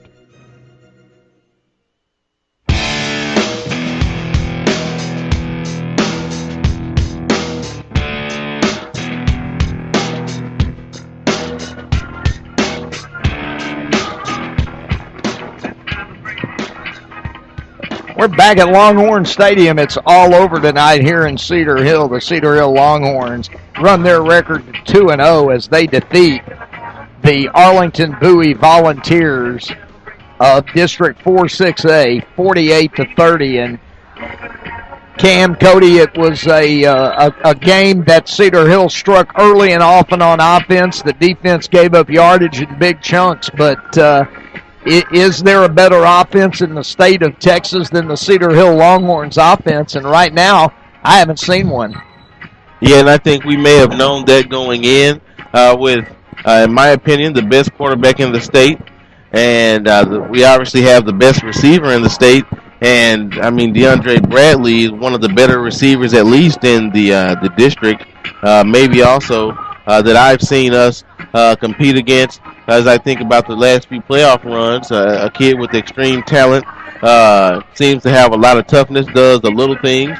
Really good teammate outside of taking a couple passes away from his teammate. Johnson. Yeah, and again, you know, then that's not even mentioning Aka Cedric. So, I mean, a really dominant team, and it all starts, honestly, with the offensive line that has a lot of girth and that has gelled quicker than I really remember any other offensive line gelling, at least dating back to maybe the Ben Molina, Mason Hayes days.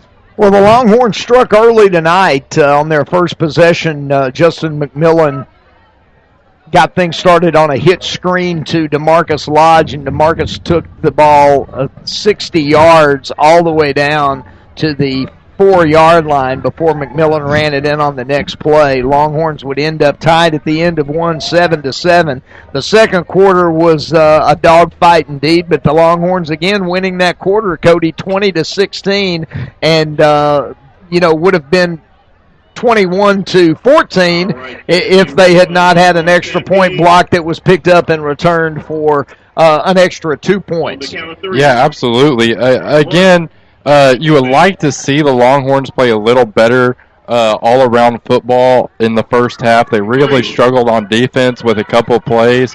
Give the Arlington Bowie coaching staff some credit. They saw something on film that led them to believe that they would have a lot of success with little passes out of the backfield, and they did for the first half.